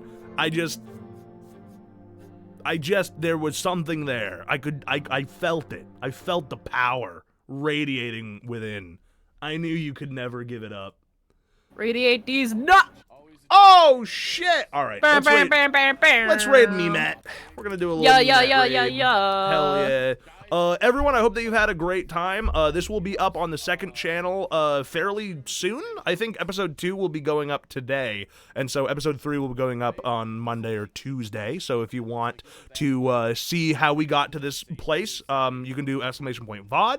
All right, here is our raid message. Oh yeah, Brante Deezth Nuts.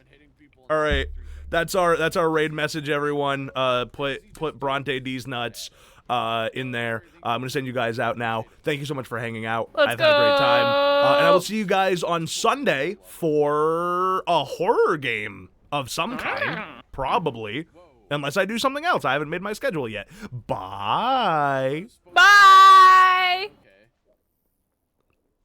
I think he has his own weed line now too.